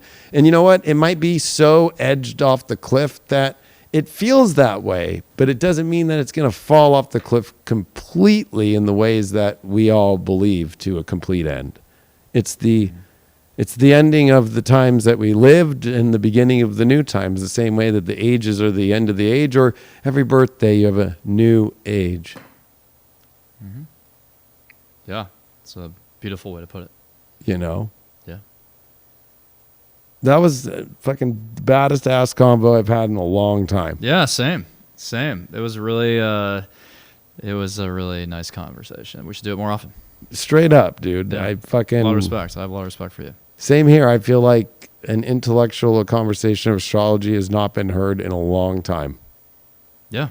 Let's keep it And going. that's no negative to what's out there. I think actually, the Astrology podcast has been doing great work. I actually think what Chris Brennan's been doing lately has been fucking awesome. The eclipse work he just did. And there's been some great people doing some great stuff. Yeah. But to be able to sit down and really just like, just here we go. Let's go. Yeah. That was fucking it, dude. Yeah, that was epic. Much love to you. Of course, most people know who you are, but it's easy to find you all over. Yeah. Evan Grimm and High Vibe TV for me. So, Yeah. right on, brother. Thanks, everybody. All right. Well, you'll see us again. So, Yeah, so. we'll be back. Conscious Right Life on. Expo. Oh, yeah, that's right. Don't miss us out. We're both on the panel, and we both are having our own workshop lectures. And I forgot, we're with Rick Levine. We're with, Raquel Spring. There's a bunch of people on the panel with us. We got a great panel this year. So Nice. Yeah, I mean, I can't wait. this is your first one, huh? Yeah, put it on my North Node. It's going to be nice because, I've used clips of those panels of mine over the years that's shown the predictions of the world. And it's really a nice place to go. Everybody that's really just fully immersed into their conscious evolution, awakening, and open souls and hearts and minds are there. It's the most magical 3-4 days ever. It really is. You leave there going, this is how the world could actually be. And I'm not just saying that as a salesperson. Anybody that goes knows that nobody wants to leave. Yeah. Because it's like, whoa, this is what it's like to be in that release, that open state. Like, let me see, what are you doing? It's like everybody's open to, what is this fucking machine? Oh, I'm vibrating your fucking energy and da-da-da. Whoa, it shifted my, it'll find the point in your back. If for anything, that's the weak spot. Like, I didn't even, whether it's physical, whether it's all of it is, we're lucky that's the other part that maybe we could do another talk about, is that so much of what spirituality and the hidden but also not hidden that's being practiced that hasn't got its attention yet is all working in lockstep against the timeline of this dystopian shit. Yeah, that's a word. That's a word we didn't use, I guess, today. It No. is a dystopia, but I think we as long as we hold on to the dreams that we have, right? Yeah. In those utopian dreams, it's like we want to aim high, like a Sag, I guess, and just land in the stars, whatever that looks Yeah. like. So, yeah. Yeah, maybe not on Antares, but Yeah. my Uranus is there. My so- Mercury would Oh, beg yeah. to differ, but Yeah. I was going Yeah. to say my Uranus is there. yeah. We'd have a good time there. Yeah. We're probably from there, fucking Basel. Yeah, I you know. know, we had a good time. there. 1000%. All right, man. We'll see you all later. Peace out. Take care. Monster. Attention, please. Yeah.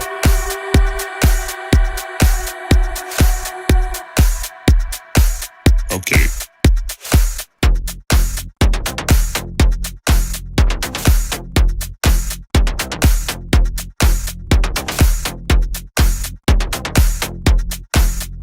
Monster. Attention, please.